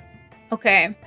So there's like just enough people milling about upstairs that it's kind of hard to catch Morthos' signals. You can't tell whether he was saying it was cool or to fold because of the like similarities in those, and because of just the way he was like moving around. Like, was that a signal, or is that just him trying to get through the crowd kind of thing? But you know you have a pretty good hand. So it's up to you what you would do. If it was my opportunity, I'd raise by 2. Okay. Yeah. So everybody anti-Zen, you raise by 2. Somebody else raises by 2 as well. So that puts the total at 6 and you having to put 2 more in. Okay. One person folds. Everyone else calls. You have the winning hand again. So that's 6 from 2 people, your 6 back, and 4 from the last person. So that's 16. Let's do another round of that.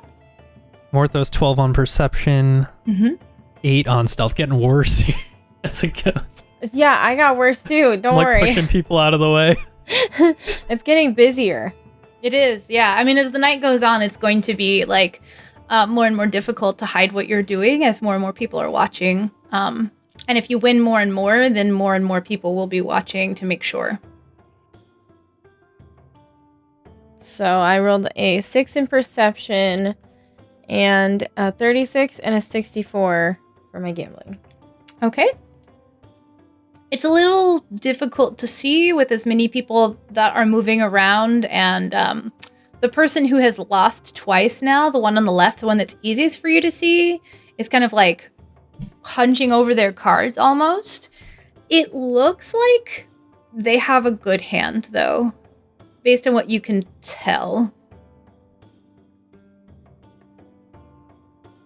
Does that mean I scratched my chin? Was that? Well, we're just, at this point, we're just saying that you make the signal for, like, this person's, like, that one's good. So, you know, just FYI, they have a good hand. Yeah. Okay. So you get the idea that there's somebody out there with a pretty good hand. Okay. I guess I would just call when necessary. So you call. One person raises it by 2. Another person raises it by 6 from that additional 2. So it's up 8 now to call with a total of 10 per person. I will fold. Okay. So you fold. You've only put in your 2, so just mark the 2 off.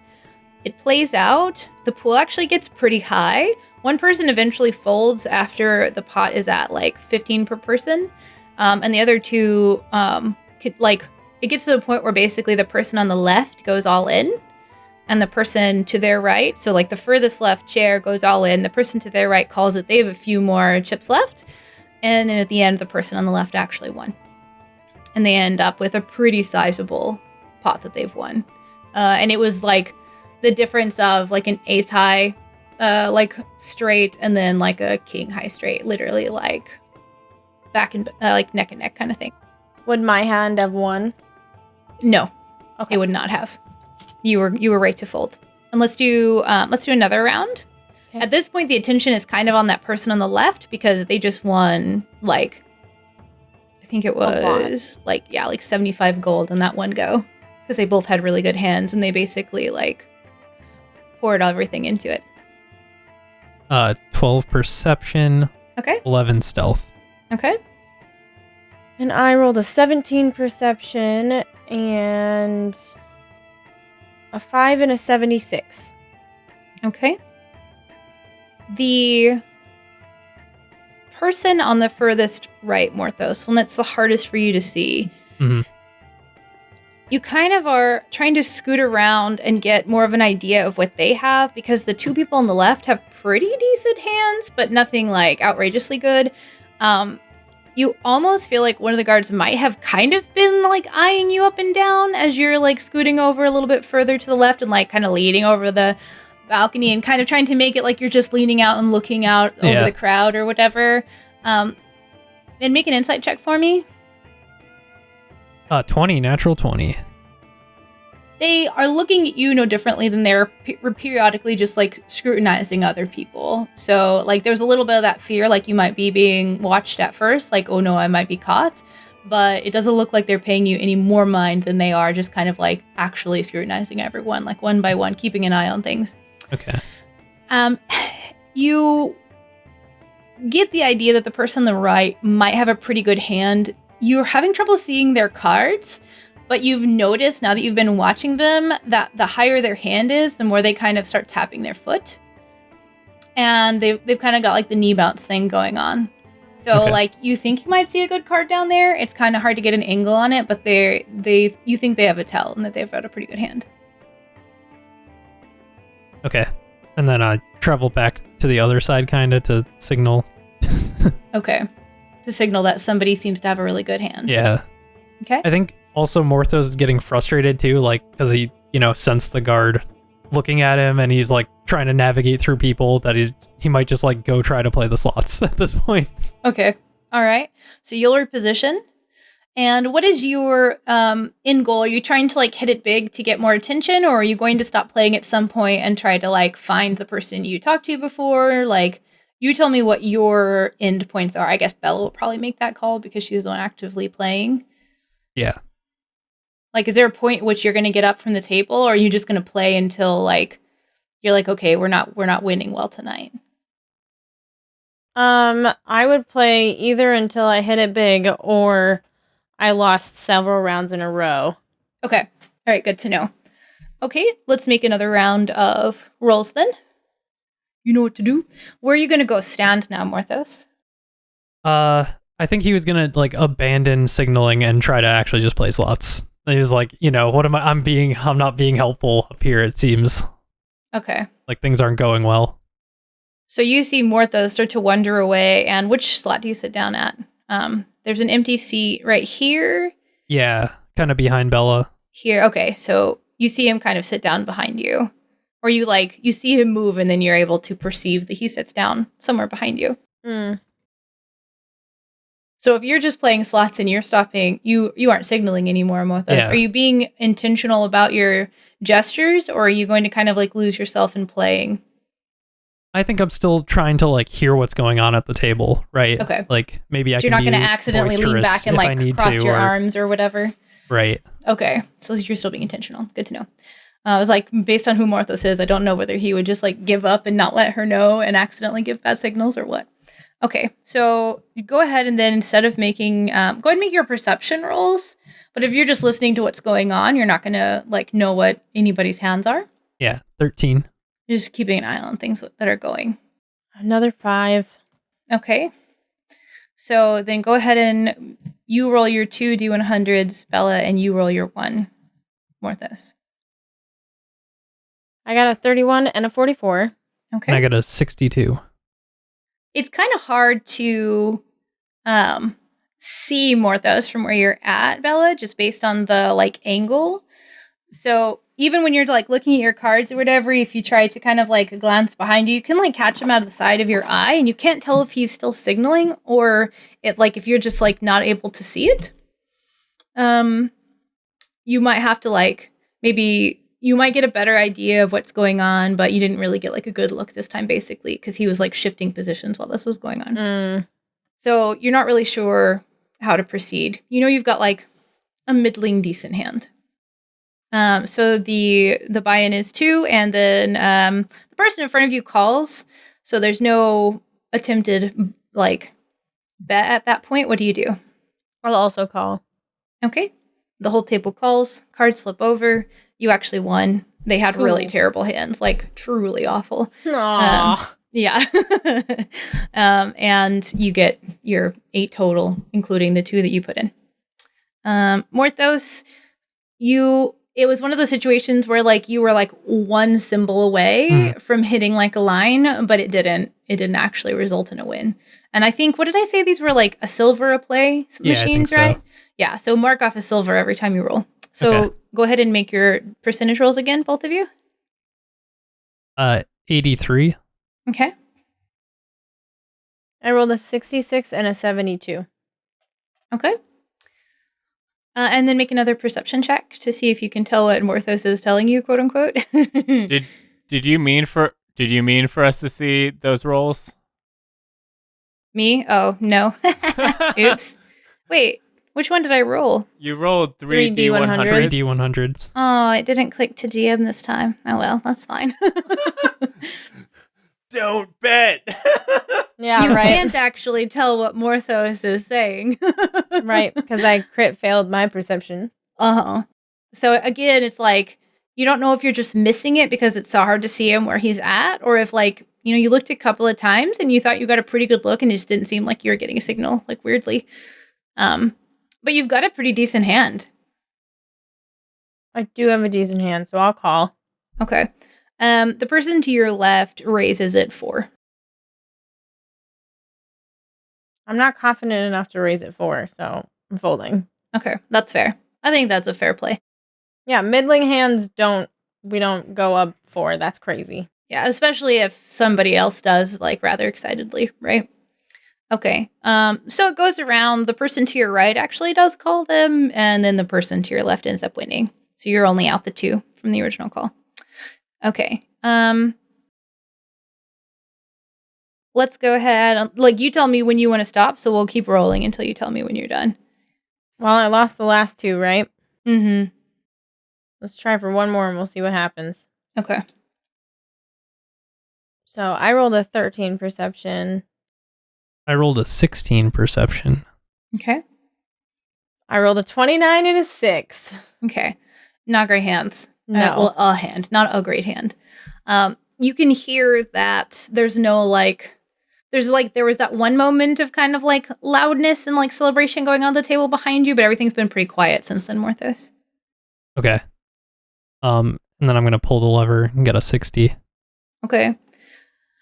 Kind of the same thing as last time. You were like just like one symbol away from like getting like almost 2 lines even because of the way like there's multiple ways that you can line things up, but nothing super great. So like the luck has run out, and this is like totally just everybody rolling. You do not have a great hand, Bella. The person to your right calls, the person to your left calls, the person to the furthest left raises by 2. I will fold. Okay. Did we have like an abort word or signal? I don't think so. Mm-mm. Okay.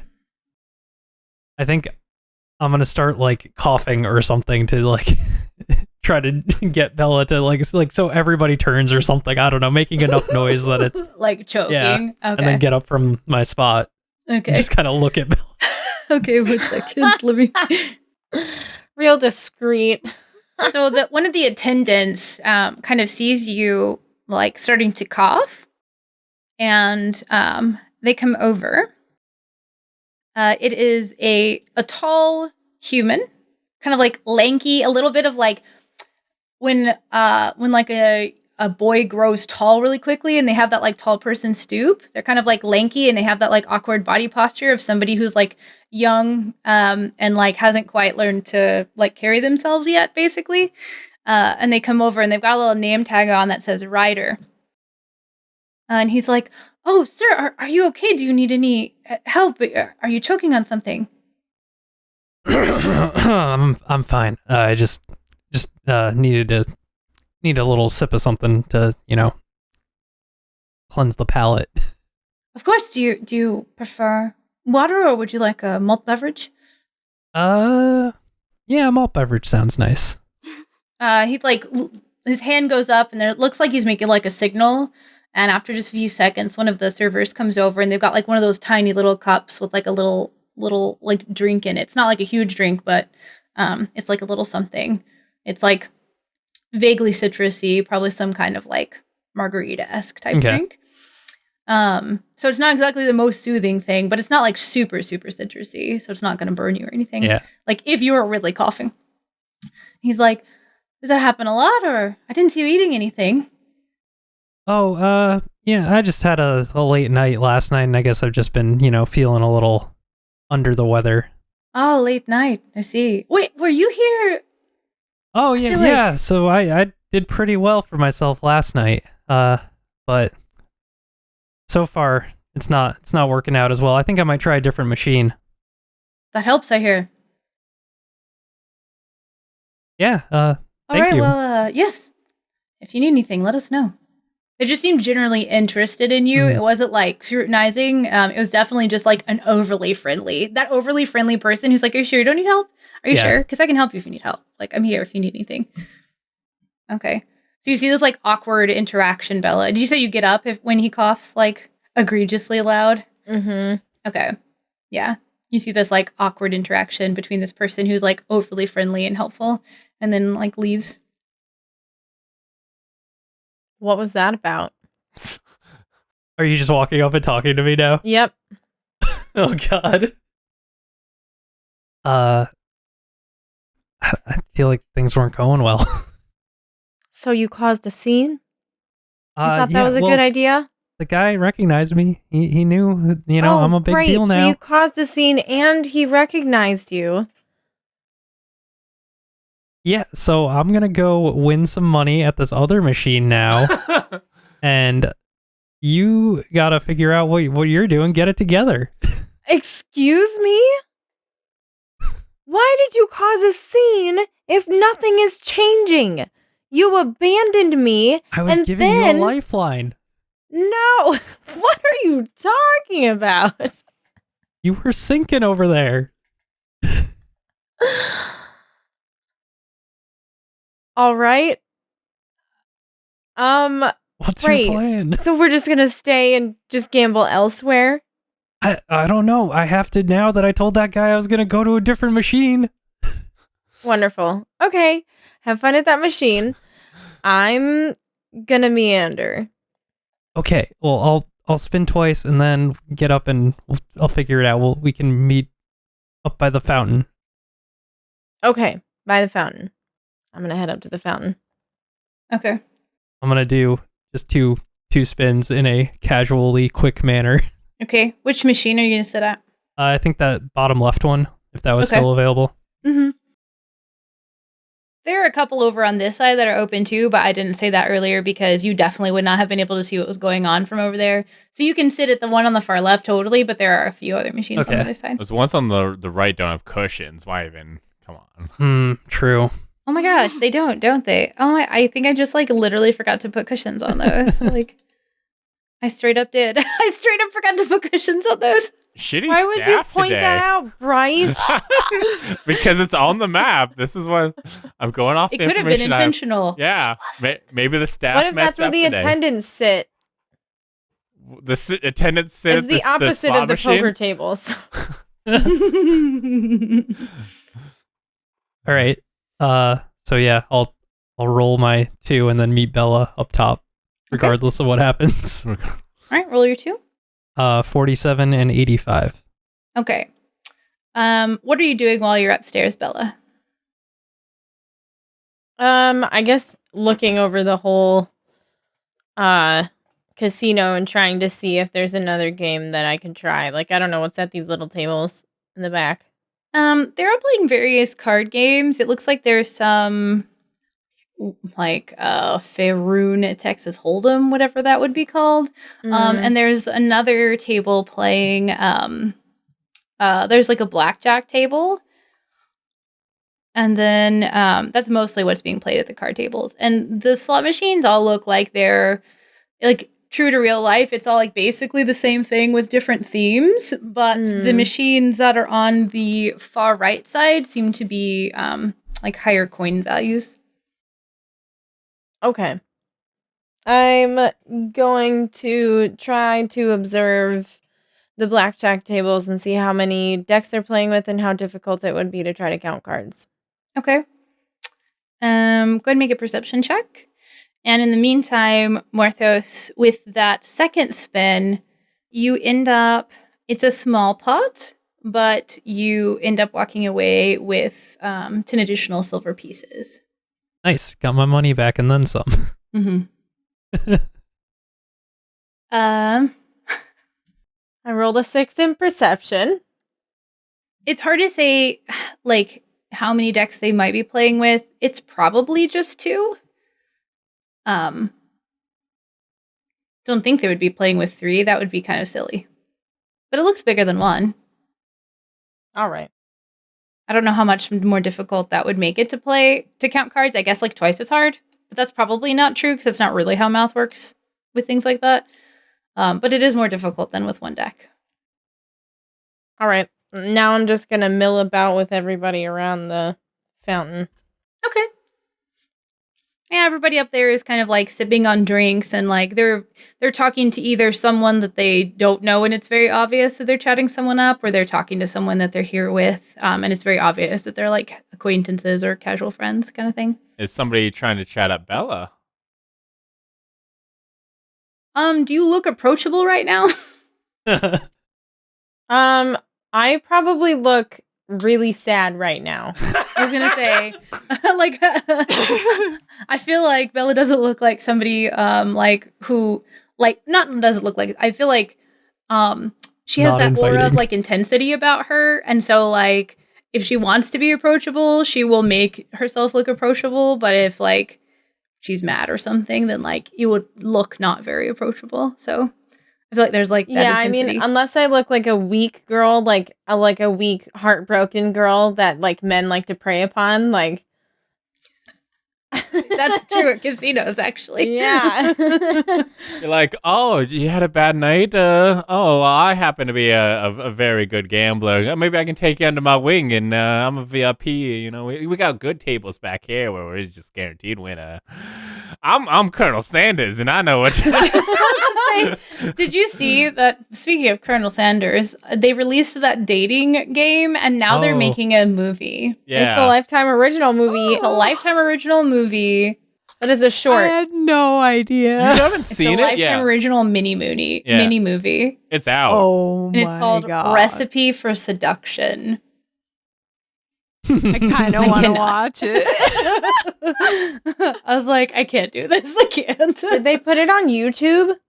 I forget what they did with it. Somebody posted it in my Discord as like, oh my god, look what's my happening. gosh. They But, talked like- about it on My Brother and Me. Oh my gosh. I forget. I think it's the guy from Saved by the Bell that's playing the Yeah. Colonel too.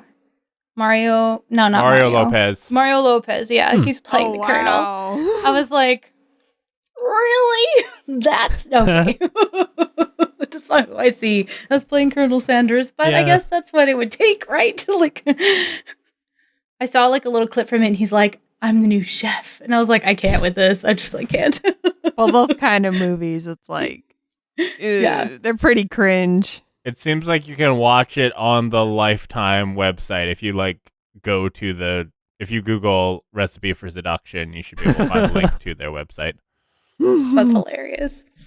Anyway, so so Morthos, you head back up. Yeah, I head up to the fountain, say, "Oh, fancy meeting you here." Bella looks very sad. Yeah. So sad. So, what's our plan? What are we gonna do? Should we just call it a night? Do we how do we up our status here if we can't win money? If we just lose money? Have you ever tried dancing before? What? I can do that. Yeah, I can dance. Have you ever taken your clothes off for money? No one's ever offered. This is about to be Magic Morthos.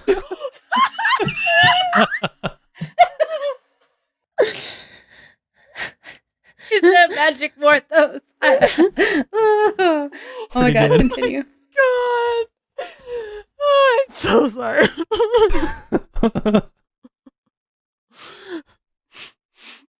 Just kidding. Does this casino even have a strip club? Like, Not that you've seen. all right.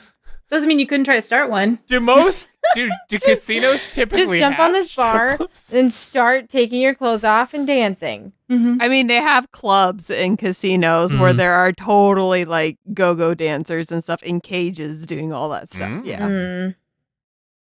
You don't think that'll get me? They won't ask me to leave if I do that? No, it's gonna make us money. Is this like Bella's revenge for him I don't know. backtalking? Yeah, she seems to be like. That would be pretty intense. Not to mention the fact that he's got a bunch of like makeup on right now, so unless you did full Oh, body, there'd be true. a point where he would like stop being red. That's true. We don't want that. Let me use my real skin. It just looks like I'm wearing a blue t-shirt and pants. Pants, yeah, that's what it would look like. Pants. Maybe this is a 2-night voucher for the hotel, right? We got a 2-night voucher. Yeah. Should we just call it a day and try again tomorrow? I guess so. Maybe we should try to, I don't know, talk to that guy I was talking to earlier. He seemed like he recognized me, so there was something there, right? Should we go to the casino bar and get uproariously drunk and brag about our winnings? Yeah, but can we make sure that we're not being followed this time? Sure, I'll try my best to make sure we're not being followed. I have the best perception rolls. I'll do good. All right. I am a spy. Don't worry. Okay, let's do that. Okay. So this is like on into the evening. You've been here and you've been playing for a while, right? Yeah. Things aren't going well. Yeah. Cookie, make a perception check for me. Cookie rolled a 17 in perception. So you're heading on your way out. And it looks like Betty is finishing up for the day too. And she's like pretty close behind you. And you walk out of the kitchen and in walks somebody very tall who like looks oddly familiar, but not in a way like this person you've never seen, but there's just something about them that like seems familiar to you. Red tiefling. And there's not that many tieflings, right? Like that's super common. It's not super common for sure. Like, But this is a major city too. this is a major city, so you see them around. Not too many that are 6'8". I'm wearing the same clothing, correct? The same fancy outfit that I previously wore. Did she see me? I don't remember. I think she had left before then. I don't remember. Yeah, I don't quite remember if she was Yeah. a... No, Ugh. I think she was. Because I think I remember saying, oh my God, you guys look so fancy. Oh, you're right. You're right. Oh, Yeah. Right. Yeah, you were there for the outfits the first time when they Yes. just went. Yeah. Yes. So, yeah, she would. Yeah. All right. Well, I think she would. She's off the clock now, right? Yeah, you're like heading home for the day. Or Oh, you're, okay. you're finished. You can go wherever you would like to, but you're heading out of the kitchen. Okay. Yeah, I think she would walk up and be like, hello. And just kind of see what happens. Did you tell them your secret name? I feel as if she probably would have told them ahead of time. And I think Fergus like had a okay, we're all going to use code names moment, right? Yeah. So Cherry walks up to you, and you two obviously know that it's Cookie who's Right, going by looking at Cherry her. right now, and she's just like, "Hello." Hello. How can I help you, elf? Elf. Holly, are you hungry? I could really go for something sweet. Sounds like a pickup line. No. No. Sorry, I ruined it. She was maybe going to say yes until I said that. Bella will not be picked up tonight. She is Bella not. will absolutely not be going home with anybody tonight. Okay, so at this point, I think Cookie will kind of figure out that they recognize me. Mm-hmm. So she's going to be like, how's the night going? Well, not super great tonight, but did you hear about us winning a bunch last night? That was you guys? Yeah, one of the security guards told me about it. I didn't know it was you, though. Yeah, we're trying our best to just, get important and stuff, but it's a little bit difficult. Oh, gosh.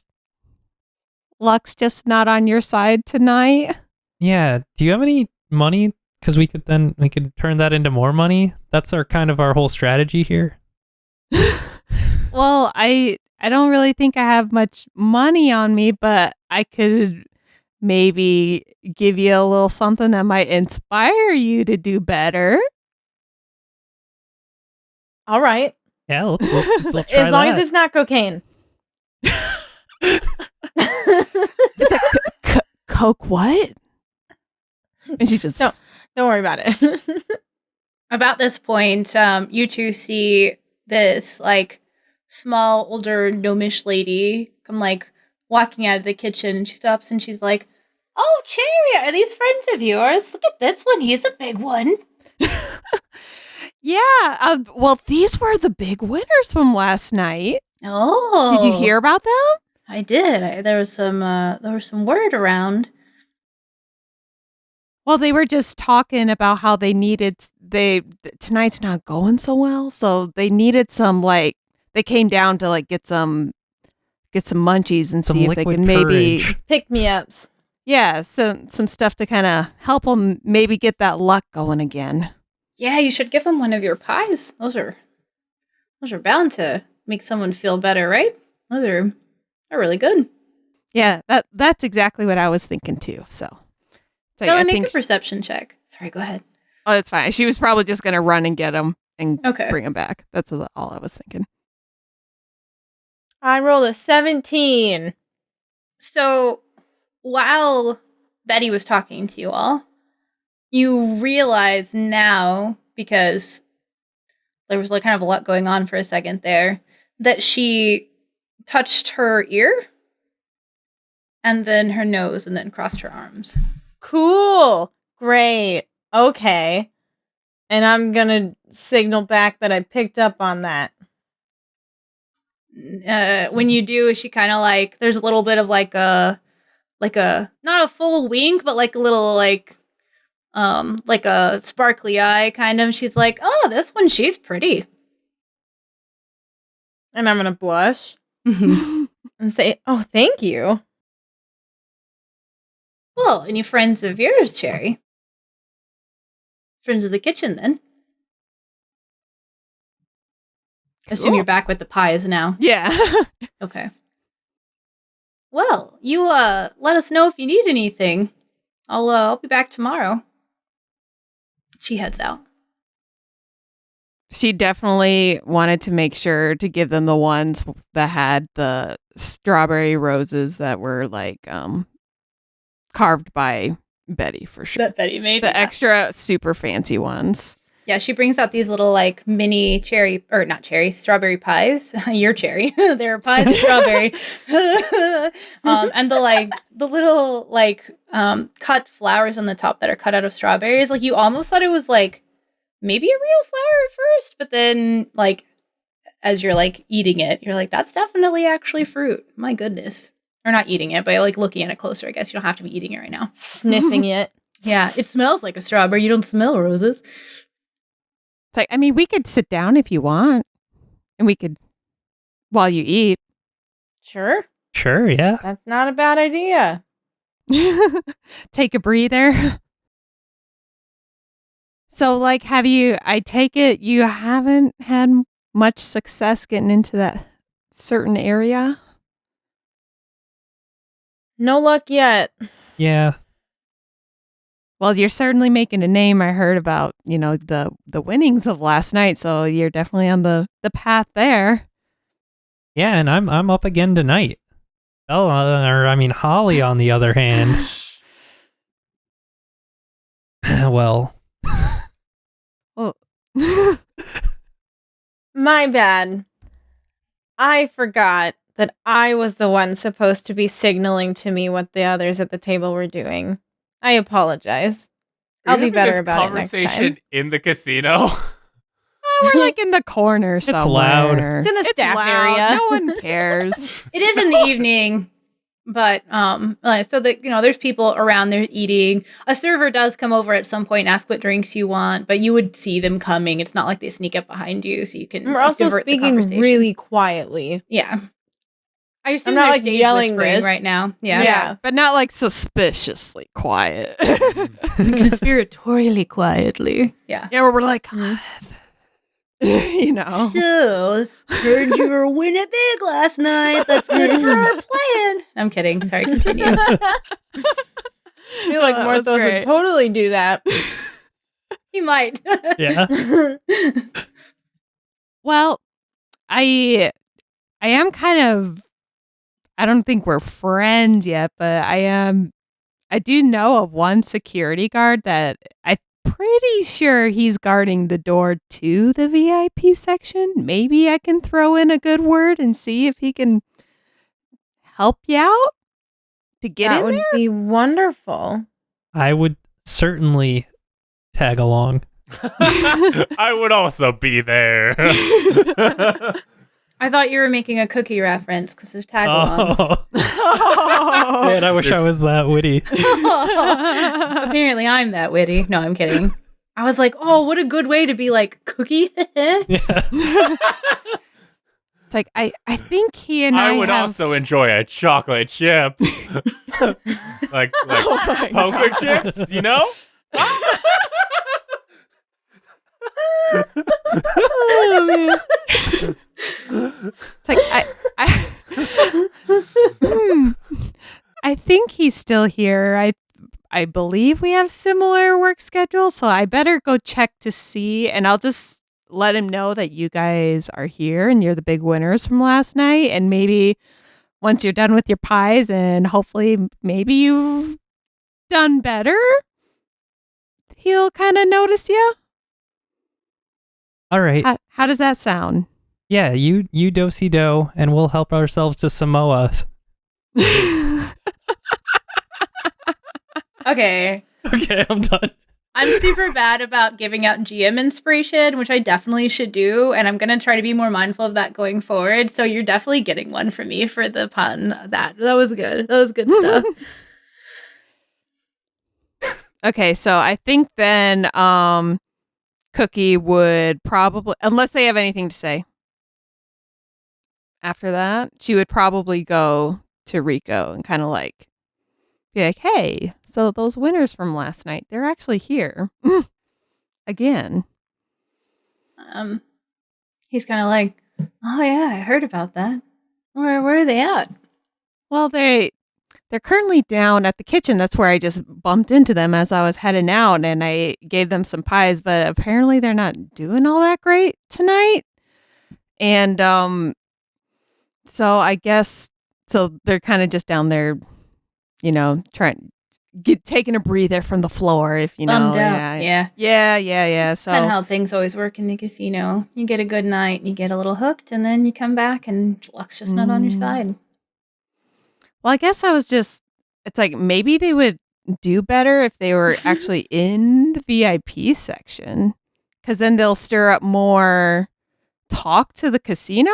I guess I'm just kind of, I don't know exactly how these things work, but I don't know, maybe? Yeah, I know, so Fren usually handles all that stuff. He, usually sets people up with a room and just wants them to kind of be loud. He's probably the one. I'm leaving here pretty soon. I'll mention to him that they're here, and he can. Okay. If he doesn't already know, then he'll know then. Sure. Okay. That sounds great. Okay. You got a mind for business. Yeah, absolutely. I mean, more business for the casino is good for us. Especially we'll if they're have losing. jobs. That's true. Gotta have a job. It's like we'll still have our jobs. So. All right.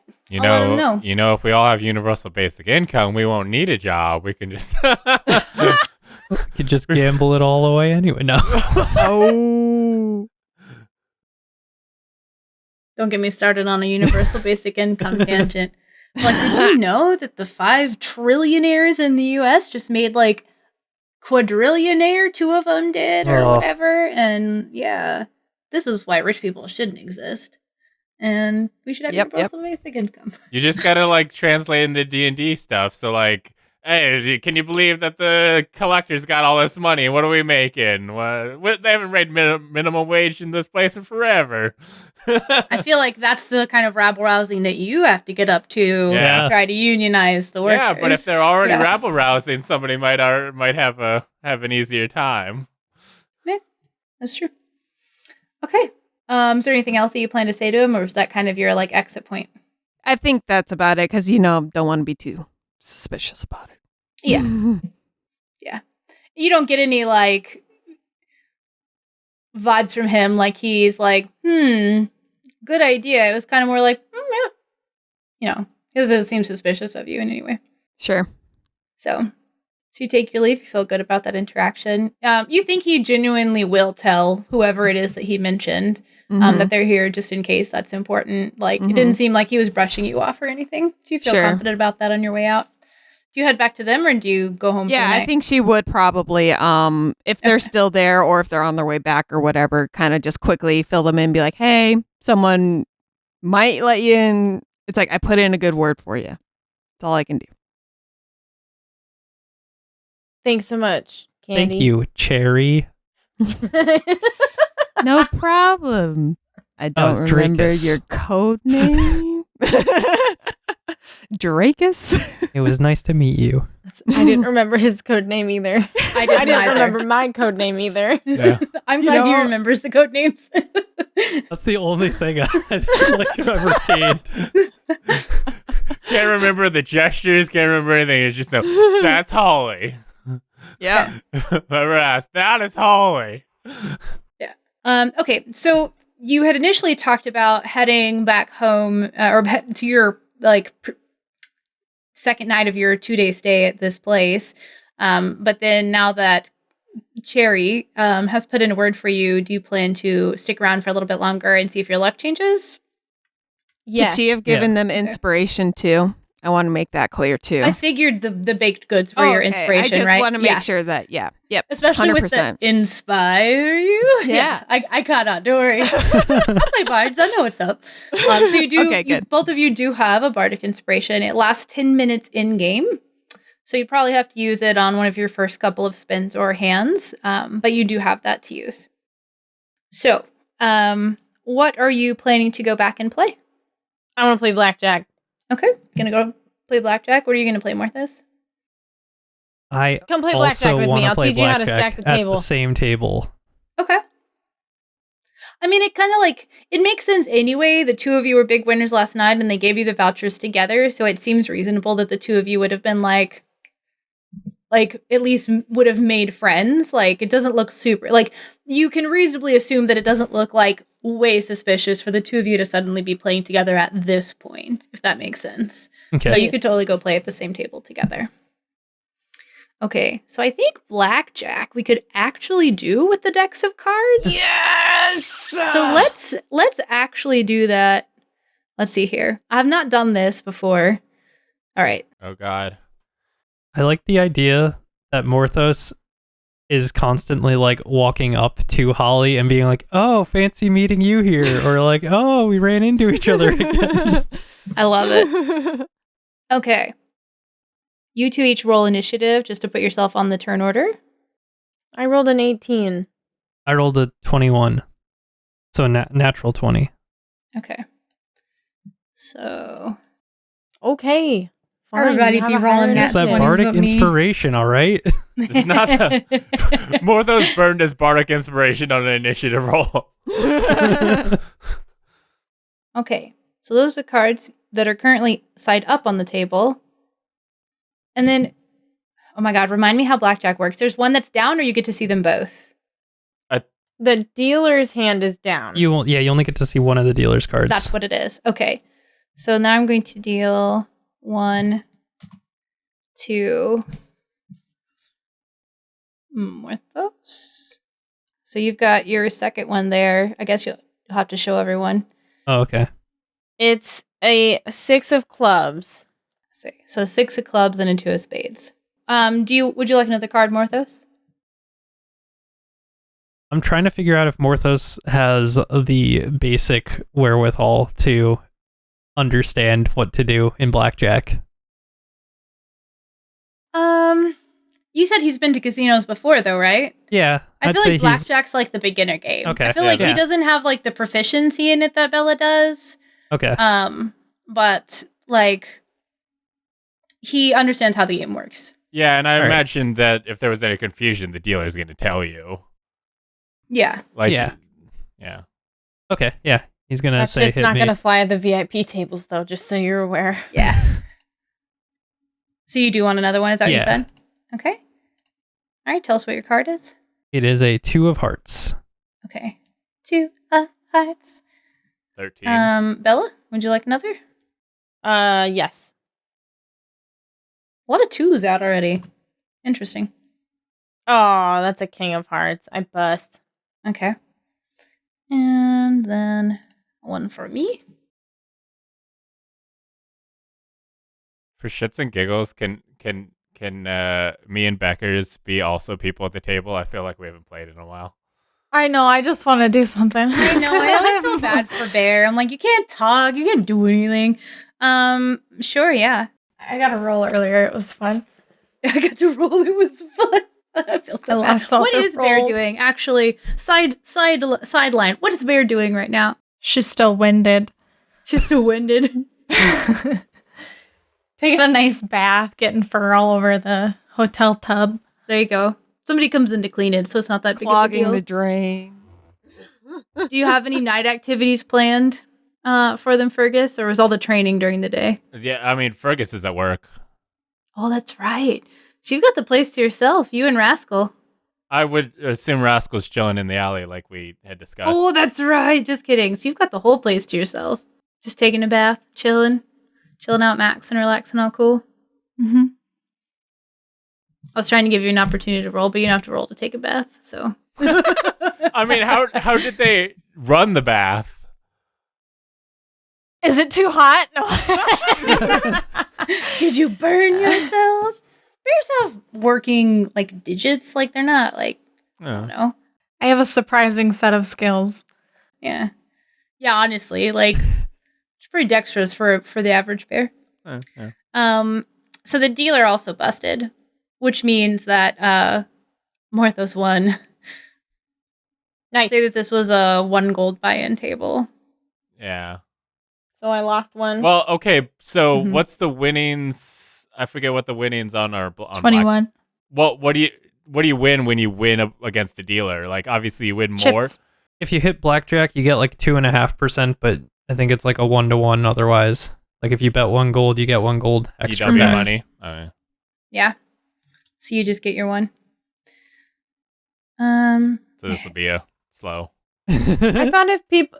But if it busts, it just goes to the house, right? Yeah. That's how they make their money. I remember Cherry also told you guys, be loud and obnoxious and Mhm. all the causes of commotion. See, I feel like actually playing the games isn't gonna do that. You need to like buy people drinks or like be like, hey, Well, let most me. casinos do drinks for free when you're gambling. Yeah. I don't know, like pay. Hey, let me get you a free roll or something. Like, Bella busts and she just goes, "What? That's bullshit." Do you know who I am? Okay, deal 1 card to turn order. Okay, Hey. good. So that's the one that we can see.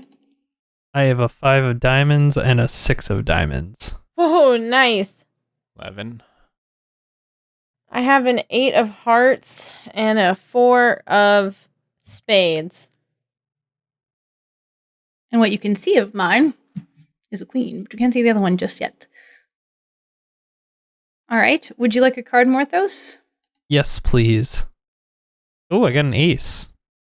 So Ooh. I have 12 now.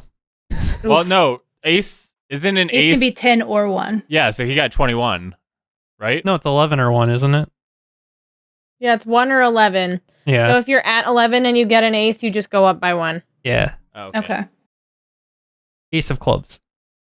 All right. Bella, would you like one? Yeah. I got a 5 of spades. Okay. So my hand total is 13? 17. Oh. Wait, your other card, yeah. What's your hand total currently, Morthos? 12. Okay. So I'm assuming you would like another card.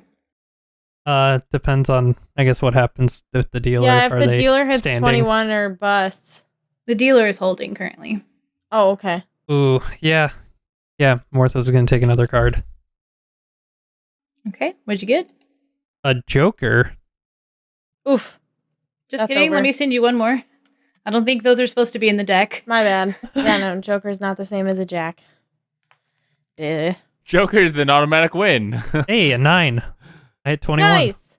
Oh, nice. Assuming you would like one too, Bella? You're at 17? No. I'm at No. 17. I'm not. Okay. All right. So if you get a 21, that's the 1.5 payout. So you get a gold and 5 silver. I think Okay. it's just if you get a blackjack. So Yeah, I think that's it's if just you a get an winning. ace and a 10. I think it's Right. just 2 cards and you get the bonus payout. Yeah, if you hit that's an what it ace is. 10, that's the Okay. 2.5. So you get your 1 gold back. The dealer flips their other card over, and they had a 10 of hearts. So that was an even 20. There's also stuff like depending on what numbers they get, they can also like double their money or buy. But like trying to So play, if the second card you get is the the same same. number you can split. of it, yeah, you can split and run 2 hands. Mm-hmm. I think that's gonna be too complicated for us to run. I don't but think like, we should do that. Yeah, but we could I was probably. going to say we should like generally simulate kind of like we were maybe not like per hand, but just like, you know, if we're going to try and actually turn this into money, right? Yeah, sure. I feel like this Yeah. needs to be higher hands for us to if we're gonna. There is a higher stakes table that you could switch to if you would like to. Yes. Okay. So the one you are currently sitting at is right here. That was this kind of row is the like 1 gold tables. Then there are 5 gold tables here, and there's a 10 gold table here. 10 gold table. Let's go all the way to the 10. Okay. So you sit down. Let me deal to all of you. There's another joker. I think it's Jack. Oh, it's a jack. That's why it's JA. Okay, I was like, oh my god. And I can't take the joker out of this deck. I don't know why. That's okay. It's just like 54 and it's just what it is. It's probably an option somewhere. Okay. So I will deal 1 to you. And then 1 to Bella. And then 1 to the dealer. Morthos has a Jack of clubs and a 6 of clubs. Bella has a 9 of spades and a 2 of hearts. Hearts. Okay. Morthos, would you like a card? The dealer has a 7 showing, right? Yeah. Yeah. I'll take a card. I got an 8, so I busted. 8 of Okay. clubs. I'll take a card. 1 to Bella. Oh, 6 of hearts. Okay. Dealer I is got holding. 17.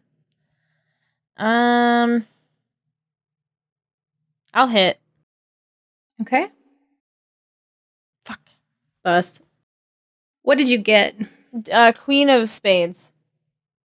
So I'm trying to figure out a way to use your inspiration for this. If you wanted to, then we could use your card proficiency as like a check so that you could like basically create a situation for you to get a better card by like simulating you trying to like read them and knowing whether or not it would be a good card. Counting cards. Yeah. Or yeah, I was like, could it be used to figure out what the dealer has? Ooh, or that's an option too. To try to make it better. What do you think would be I think reading the dealer. the best way to do it? Okay. Yeah. Okay. What is your dex score? Or what is your it's- intelligence? My actually? intelligence is a 16. So Okay. plus 3 modifier. So roll a 1d20 plus 5.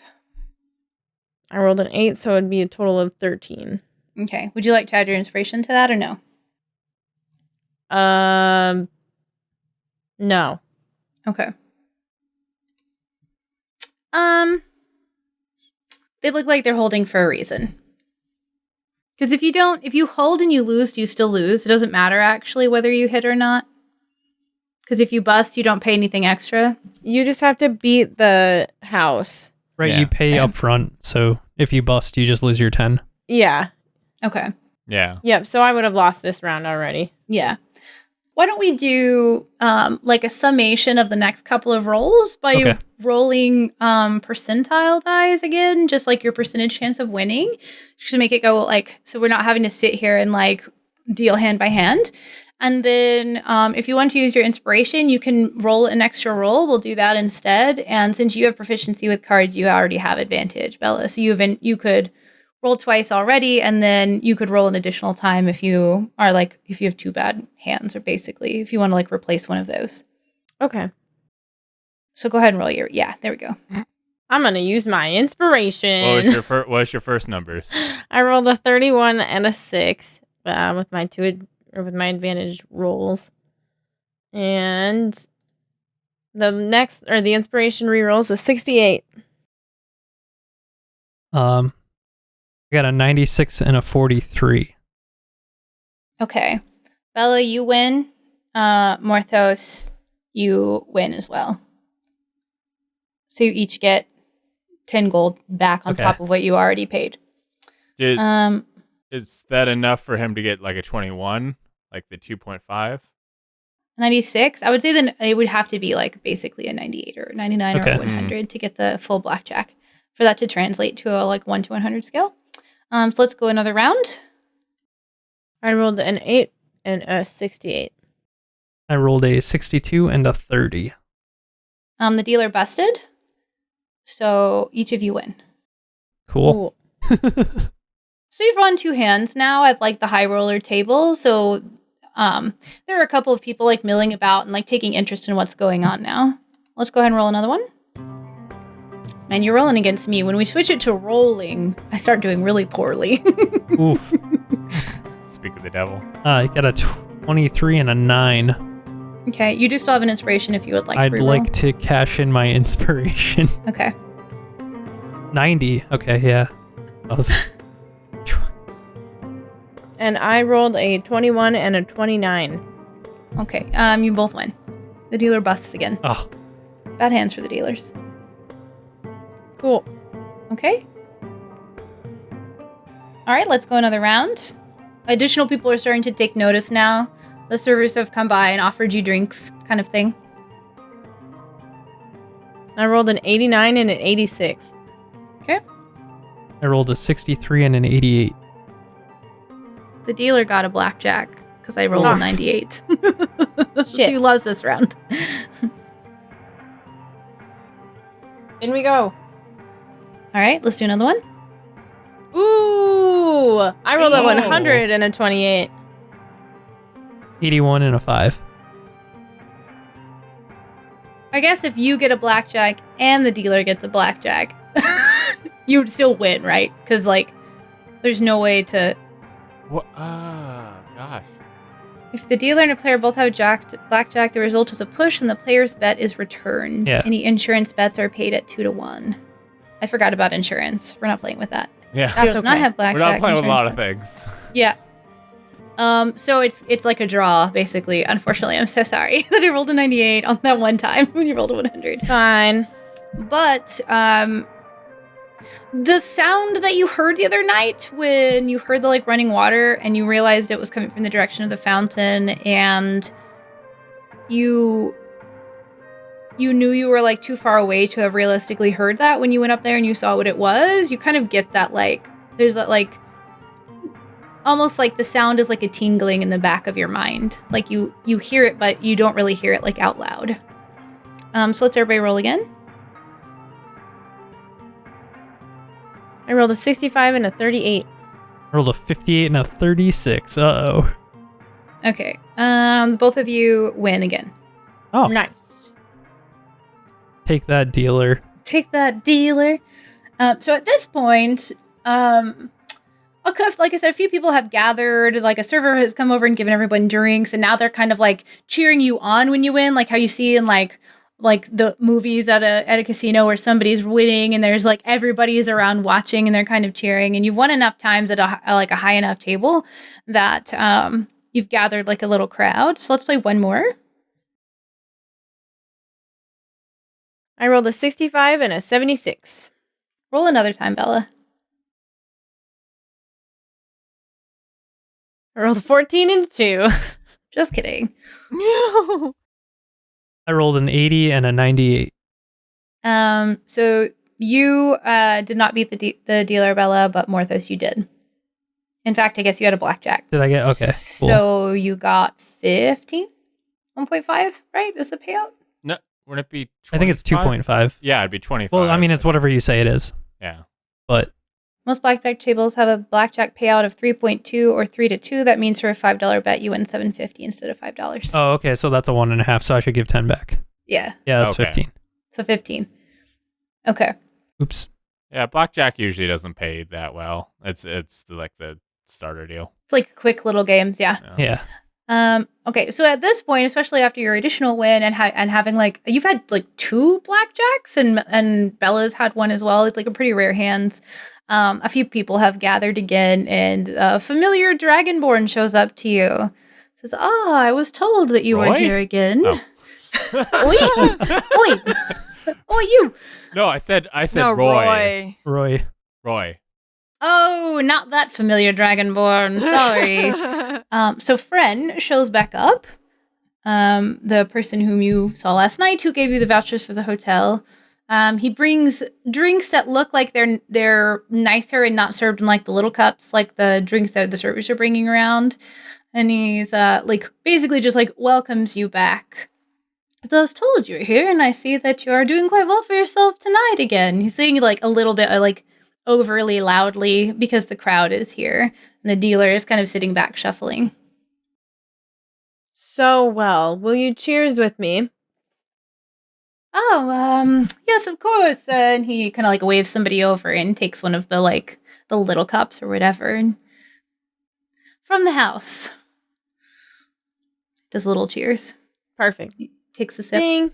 Mhm.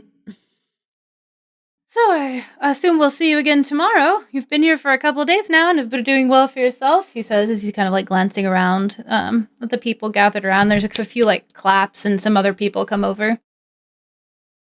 Yeah, hopefully we'll be here again tomorrow.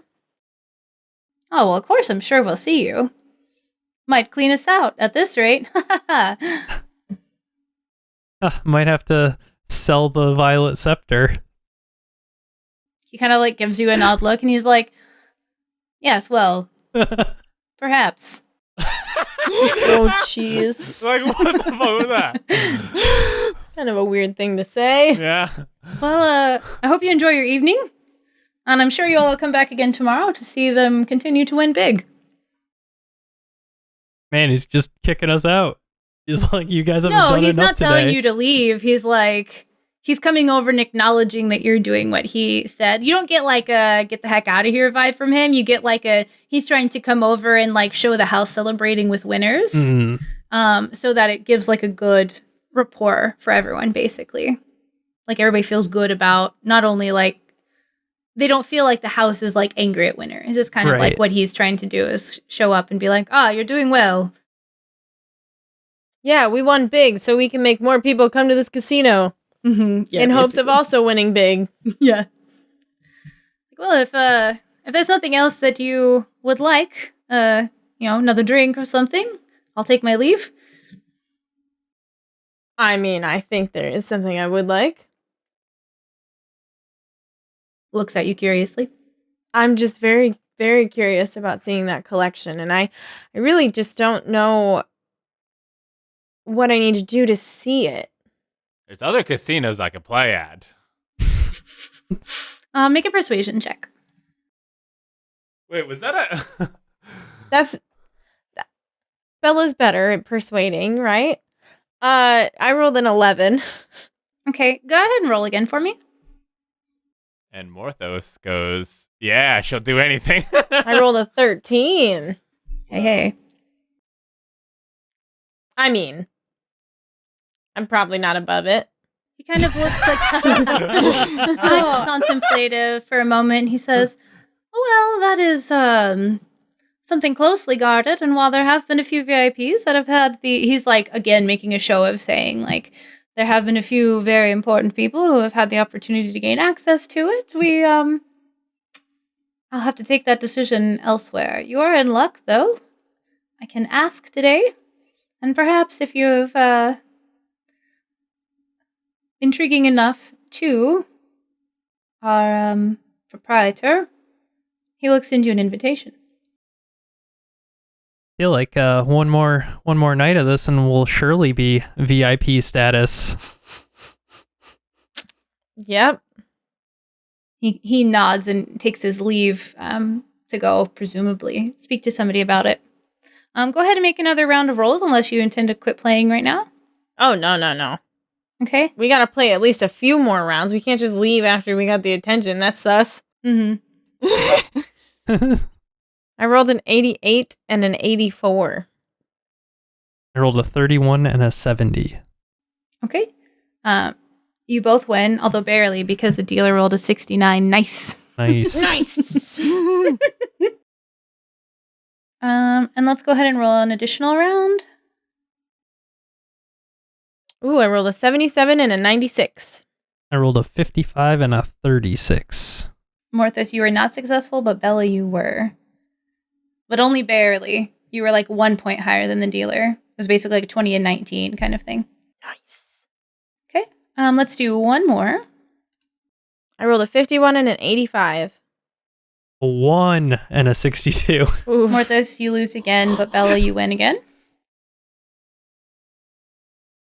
And about this time, Fren comes back. More people have gathered, especially because you have won again, and there's been like some close calls, and so there's like general like cheering going on, and somebody was saying something behind you, and even kind of spilled a drink on you, and just like ever so slightly, and they were like kind of like pushed to the back because they were too drunk. There's generally just kind of like a crowd gathered at this point, and Fren kind of makes his way back through, and he says, "If you'll come with us." We do cater to our patrons as much as we can, and somebody doing this well might have an opportunity to have some attention from the proprietor himself. And he's like, again, like just generally kind of like making a big deal out of everything that's going on. It's like, to the point where it's obviously he's making a show of things at this point. Like anyone with any modicum of insight is like very very able to tell what he's doing. Roll insight. But no, you're fine. But he's asked you to go, like, to follow him, essentially. All right, I'm following him. Yeah. Okay. Some people sit down immediately. The ones that were like hovering over you the most, as soon as you get up and leave, they sit down because it looks like this is a lucky table tonight, right? Hello, I'm Filbert Jenkins. I hear this is the hot table. Well, nice to meet you. Filbert Jenkins. Filbert Jenkins. Wow. Okay. My grandpappy comes down from the south side, but I'm trying to make my way back up north. I hear that's where the good money is, but I'm just trying to win big, and I see these people coming in. They're winning big, and I want to be them. I want to be like this tall man here. He looks pretty nice. How do you come down from the south side? That's what I want to know. It's more elevated there. Filbert, I like your style. That's what it is. Yeah. So he leads you around to the back and up the stairs. He pauses over here for a moment, and he says, "We have been given permission to show you one room. You will not find The sex some room. of the."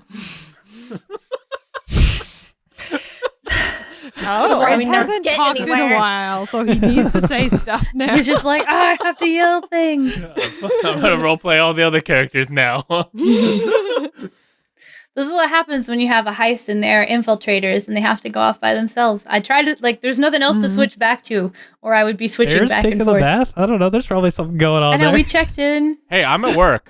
I know.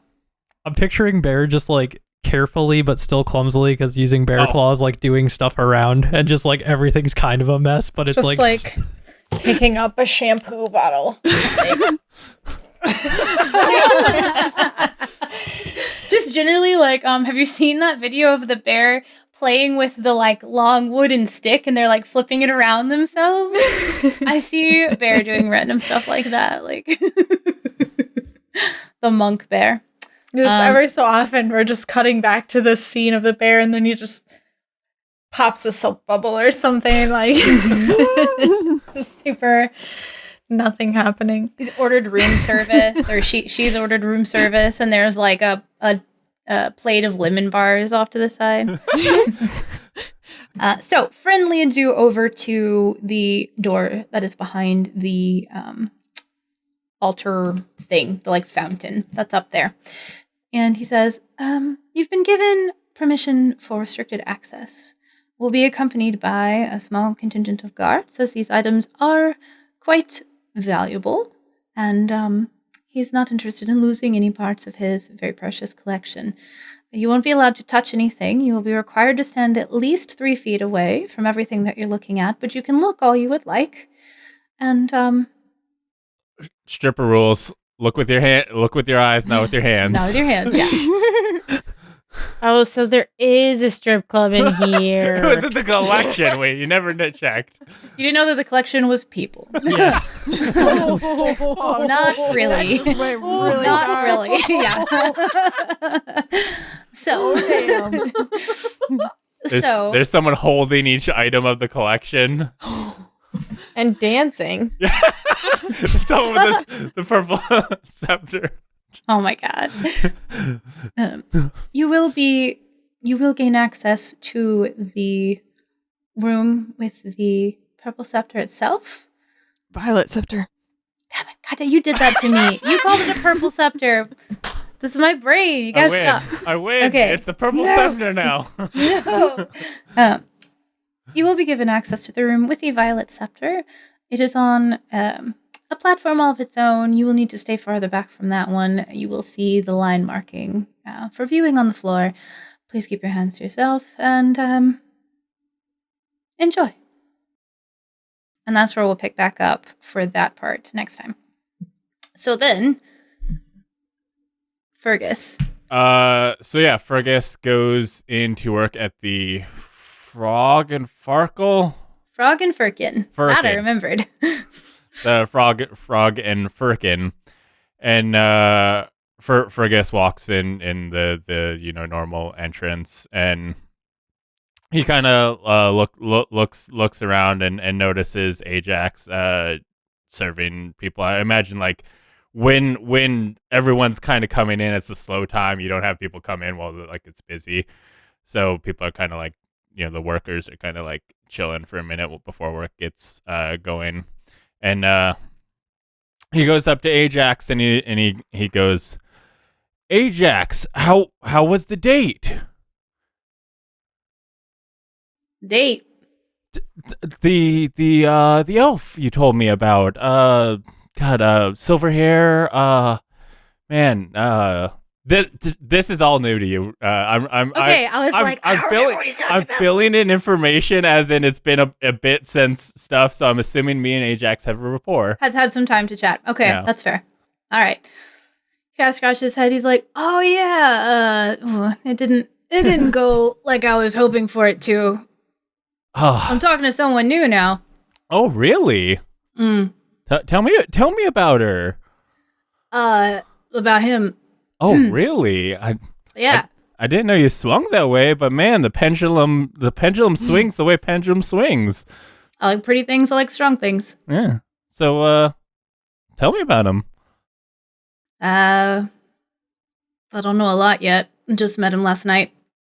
Oh, that's some new something new for you. What, like, do you need like some advice? How's it been going? I mean, it went pretty well last night. Oh, how'd you meet? Oh, at the tavern. Oh, yeah. I mean, we do like to get down there sometimes. I've been busy, usually got to clean up after you guys, but cut loose, man. You work too hard. You're always tense, I can tell. I do think like with Ajax, Fergus has been more loose than with the rest of them because he doesn't owe anything to him. He is literally like, I don't need anything from you. You don't, we don't have a business relationship. So he's just kind of got like hey, we're both like just work here. This is a chill deal. So he's more friendly with that. He's his best friend. than with the actual adventures he travels with. But Fergus goes, yeah, I got a lot on my mind. It's this like day job I'm working on. Oh, speaking of which, if anybody comes looking for me, just let me know. And he kind of like looks at the clock. I'll talk to you when things slow down. But you gotta tell me more about this guy. All right, yeah, I'll when I know more. Vinegar. I forgot to mention before. Vinegar helps get some of the really grimy stuff off. Yeah. So put a little salt in it, maybe. Yeah. Thanks. Like I swear they never get as clean as you do, but I'm doing what you taught me. I think I can get this by the end of my apprenticeship. I'll have this nailed. I swear to Ajax, but I believe in you, kid. thank you. and he goes back and starts scrubbing. Okay. And so you said Cookie is going to go over. Are you going to like ask for him, or are you going to try to like sneak around to the back door? Like, what's your plan? Did you come in with him the first time? I feel like you did. Yeah. I feel as if, yeah, so it should be fine. It's like they know that they know each other. Yeah. At that point. Yeah. Mm-hmm. Because even though at that point it wasn't mentioned that she was in her disguise, but I'm just guessing that she probably is. She was. I think you even specified that when leaving the house to go do anything at first, you were not in your uniform. Yeah. Once you got here. And from there you went to go check into your place, so yeah, you would have been. Well, it's like they shouldn't suspect anything anyways. Literally no reason. Yeah, exactly. Who gives a fuck? Yeah, exactly. So I feel as if Cookie will probably come in and maybe order like a little some dinner or whatever, because this is like at the end of the day. Yeah. Evening crowd, you're in for dinner. Yeah. Because in this world you can go to restaurants. Yes. Wow. Bring that. We're really dating the timestamp on these episodes. It's like these totally weren't recorded during the pandemic. Yeah. Like, not at all. During the dark times. Yeah. But yeah, their special for the day is like a nice tomato bisque soup. Oh, yum. And it's kind of starting to get cold. Sorry, go ahead. It's fine. And so she probably ordered that and be like, hey, I don't remember what his code name is, but she will call him by that and be like, hey, when he has a free minute, I think it's let him know I'm here. Benjamin. Yeah. I don't remember the last name. Button. I feel like it was Parker. related to Benjamin Button for some reason. It wasn't. I feel like it was Key or Parker. Right. Oh, Key. I think it was Key. Or Key. I think it was Benjamin Key or just Key. I think it was Benjamin Key was the name. It was 100% Benjamin, and then I'm pretty sure it's Key afterwards. Now that you say it, I know I had thought about it, and I don't know if that's how it ended up happening at the deal, but I know it was the intention that I was going to use my uncle's last name. Okay. So you get seated in a section. It's not Ajax's section, but that's probably for the better because he's still learning. You're able to order your food easily. Maybe he's just excellent at everything. Who knows? I guess that remains to be seen. But roll for serving. Roll for serving.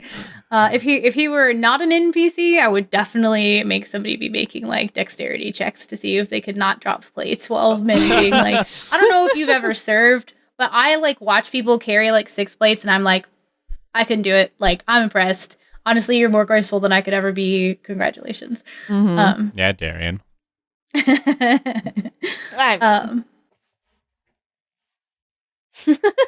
So you're able to easily let them know that, oh, hey, I have a friend back there. I'm here, whatever.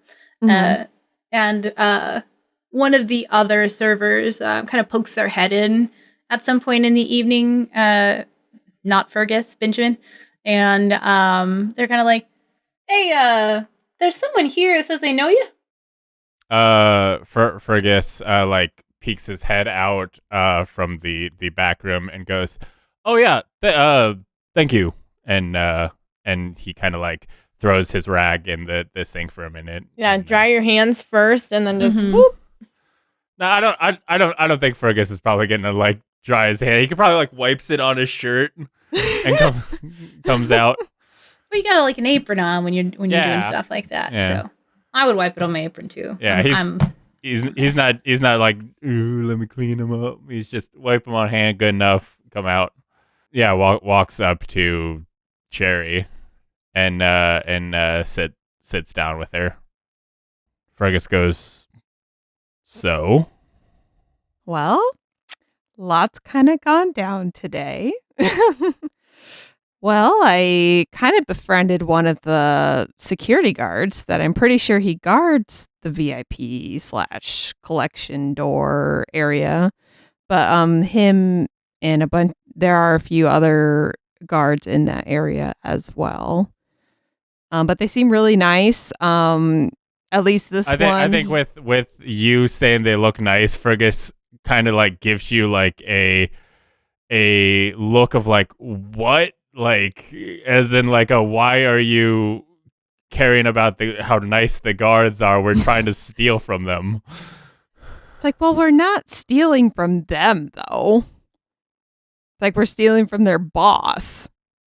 It's like they're just there because they need a job, or at least the one that I've been talking to the most. That is definitely the impression that I'm getting from him. It's like he is certainly there because he's like, oh, I got to keep my job, all these things.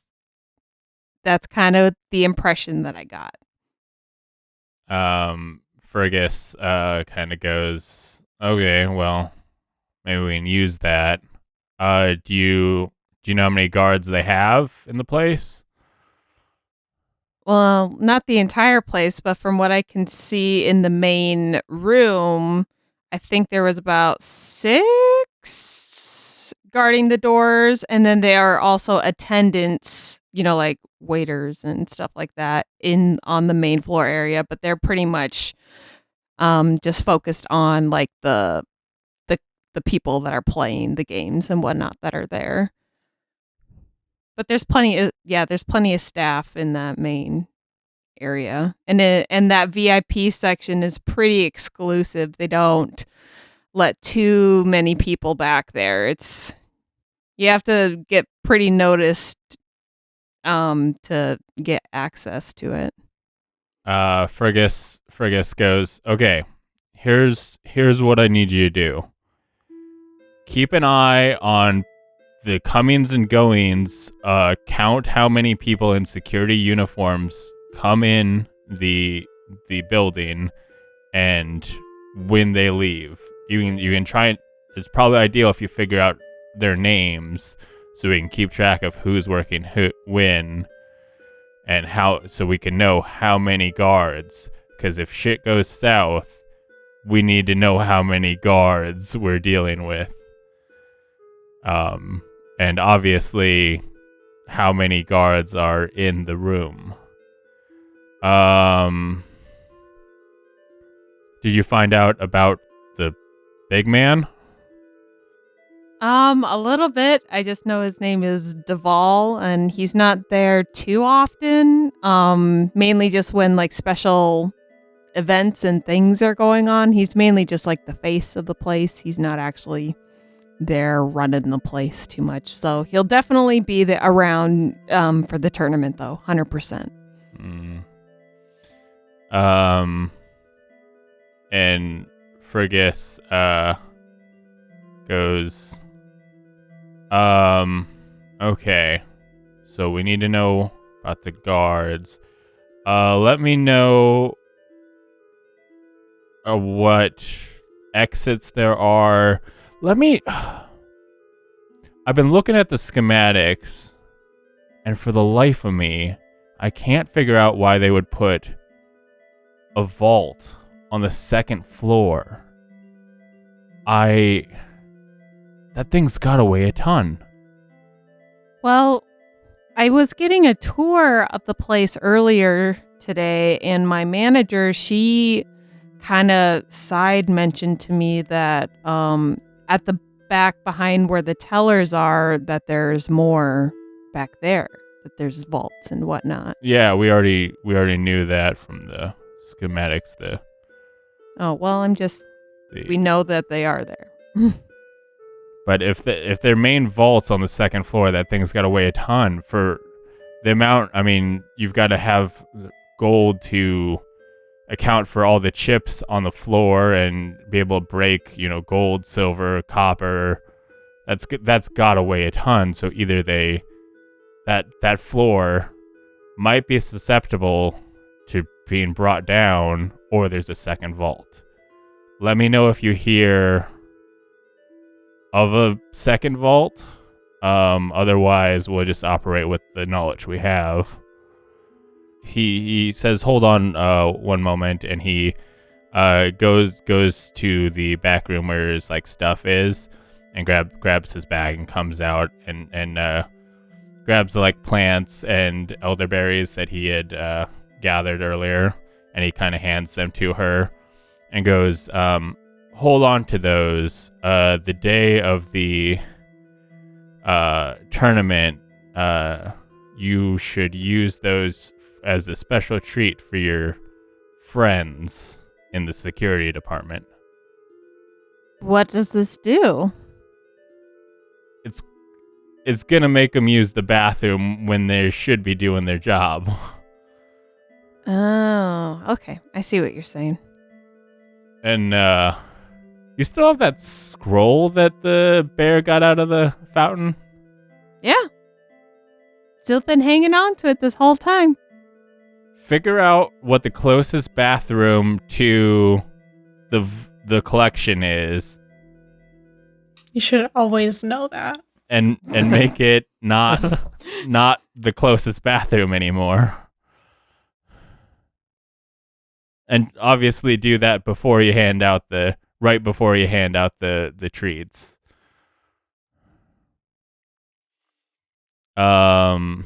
Question is, are you creating water or destroying water? No, I'm kidding. Yeah. Oh gosh. Yeah. Yep. I feel like a flooded bathroom's harder to deal with than a drained bathroom. Yeah. Water damage is pretty bad. Yeah. And Fergus goes, "I have a plan. We'll see if it works. But if you hear people sounding a little unsatisfied with the working conditions, maybe play that up a little bit. Not so much that you sound involved, but maybe just go, hey, other places I've worked seemed a little bit better." But not in a way that would make you seem related or associated with any unhappiness. But be chill about it. And Fergus goes, "Was there anything else?" Oh, they're also, I saw Bella and Morthos there tonight, and apparently they won pretty big last night, and they've been talked about quite a bit, so they're definitely getting some attention for sure. Oh, it's good to hear they've still got my gold for me. Oh, you gave them gold? Yeah. Oh, well, but they have more, I'm guessing. Oh, cool. A return on my investment. Good to hear. So they're doing their thing. All right. They're there now still. I left them. They weren't doing too good, but I gave them some pies that hopefully will help them out, and maybe their luck will turn around tonight. Okay, well, I guess good luck with the gambling. Hopefully they'll make it into the collection. Well, He's just like, what the fuck are they winning money for? Like, Like, great. how does that? I'll help anything. Like, I guess they're gonna cut and run. I mean, well, like I Maybe. said, they only let a very few amount of people in the back to the VIP section, so they have to gain that attention to be able to try and make their way in there. So that's what they're doing.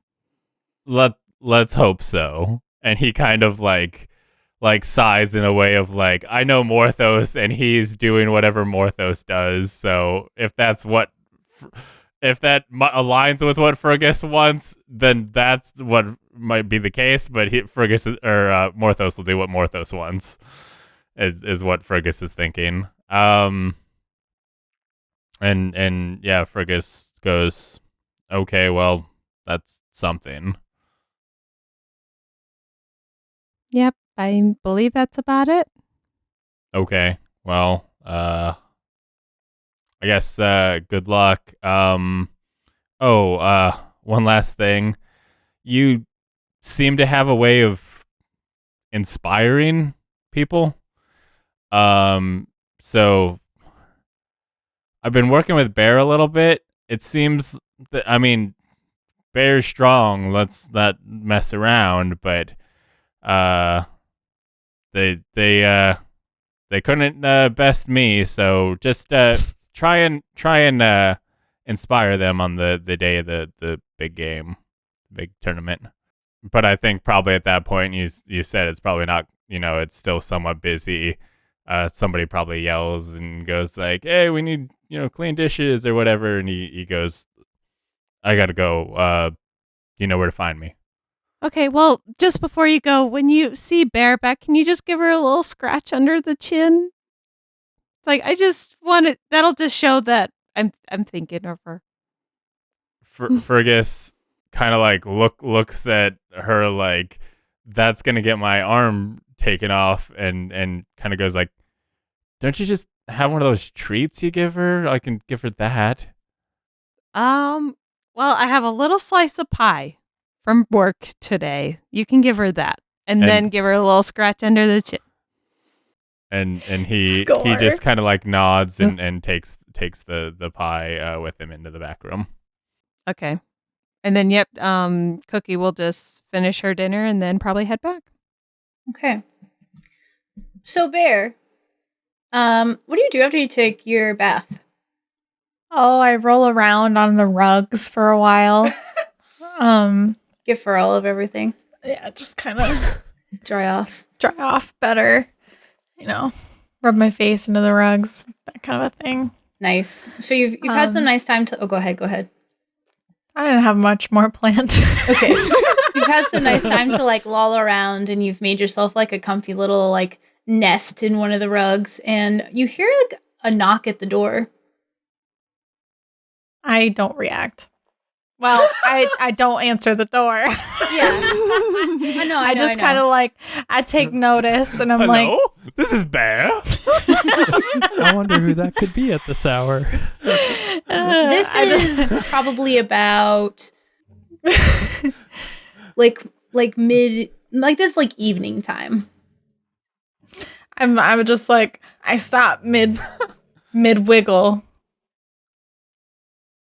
And I just like look at the door and I wait to see if anything else happens.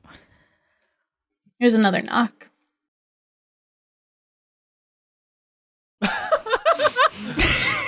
Beckers doesn't know what to do. Let me get in character. Well, start rolling around on the floor to properly. Right. Put on the sky cam. Start rolling around the floor. I'm kidding. I'm gonna go investigate the door, I guess. Like, Okay. I'll kind of like smell at it, I guess, under the door area. Yeah. Go ahead and make a perception check with advantage then. 19 with my advantage. It was not very high without it.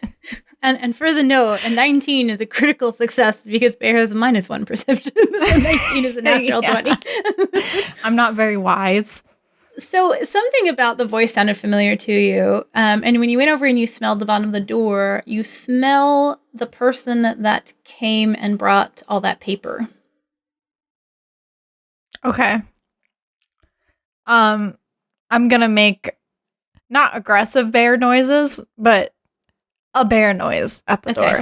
An acknowledgement bear noise. Yeah. What does that sound like? No. Oh, okay. Ah! I love it. Aren't you glad you get to play again? Yeah. I imagine it's pretty difficult to open a door when you don't have hands, so I'm going to come in. You're not going to eat me, are you? I'm gonna make a quieter bear noise, like rah. So you hear some like fiddling at the door, and Bear probably like may or may not know what this is, but there's like some subtle jiggling, and the door opens. I'm feeling pretty relaxed. Yeah. In sweeps Lilia, the person who brought all the paper. And The lark. she told you her name was Lilia.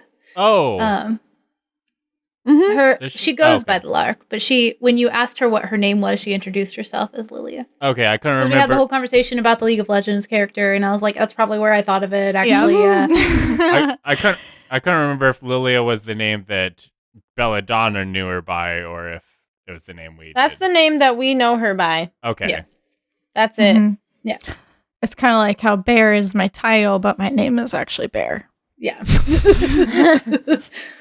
Some people get those confused sometimes. Yeah, you know, it's rough to keep track of. I'm Bear the Bear, you know? And my class is Barbarian. This is barbarian. She's very bear themed. She sweeps in and she's got what looks like a big dish, basically, like almost like a big baking dish, like vaguely reminiscent of the ones that Cookie often has, but it doesn't smell sweet. She closes the door behind her and she kind of looks around. She says, "I don't actually know if you take your meals on the floor or not, but I figured since you were here by yourself, you might be hungry." And she opens up the lid and it's got like some like roasted meat and potatoes, kind of like a hearty sort of. And there's a lot of it. There's a lot. It's like a big baking dish just full of like a big ass roast and like some potatoes. And she's like, That's so thoughtful. mm-hmm.